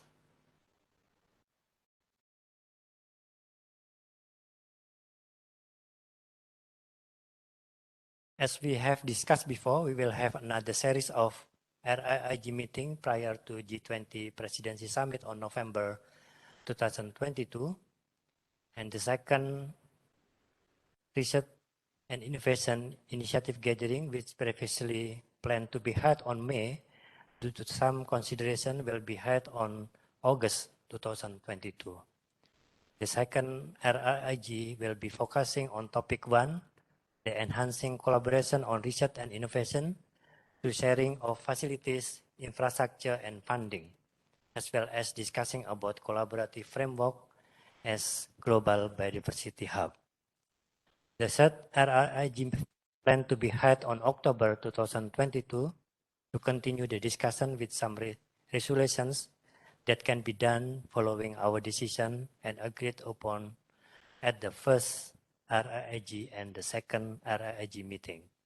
The outcome of this RIIG, the first RIIG and the second RIIG, will be formulated as key deliverables for the G20 ministerial meeting on research and innovation that plan to be held also on October 2022. Again, I would like to thank to you all for taking time of your busy schedule to be here virtually and for the valuable input on summary notes, as well as your kind active participation during the first RIIG meeting. The summary note will be circulated to each participant, and feel free to add further input or suggestion within the notes. Your support has been invaluable. I will look forward to seeing you all for the second RIIG meeting next August 2022. Thank you very much. Stay healthy. Thank you.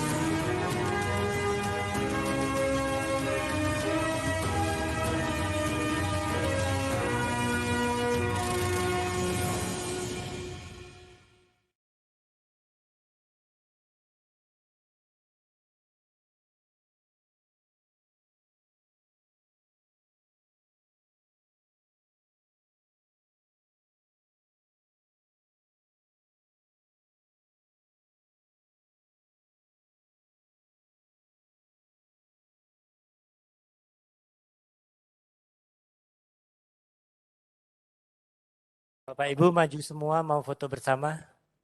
Semua partisipan.